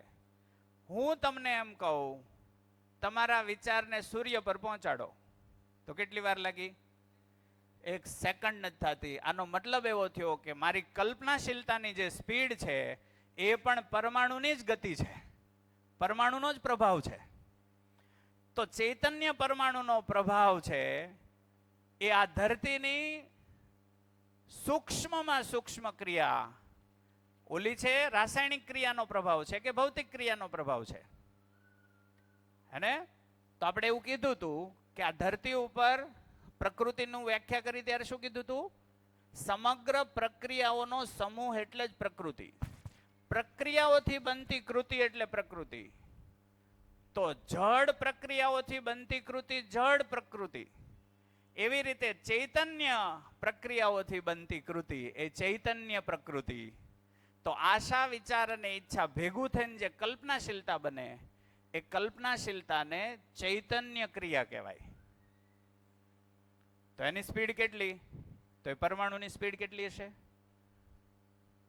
એ એક જ પરમાણુ મારા શરીરની અંદર આર પાર પસાર થઈ જાય ક્ષણભરમાં. એ ચાલ્યા કરે અને શરીરને જીવતું રાખે. શરીરને જીવતું રાખવું એટલે હું એને આપણે ચાય પછી જોઈએ. શરીરને જીવતું રાખવું એટલે શું એને ચાય પછી જોઈએ. મળીએ ચાયના બ્રેક બાદ. ધન્યવાદ.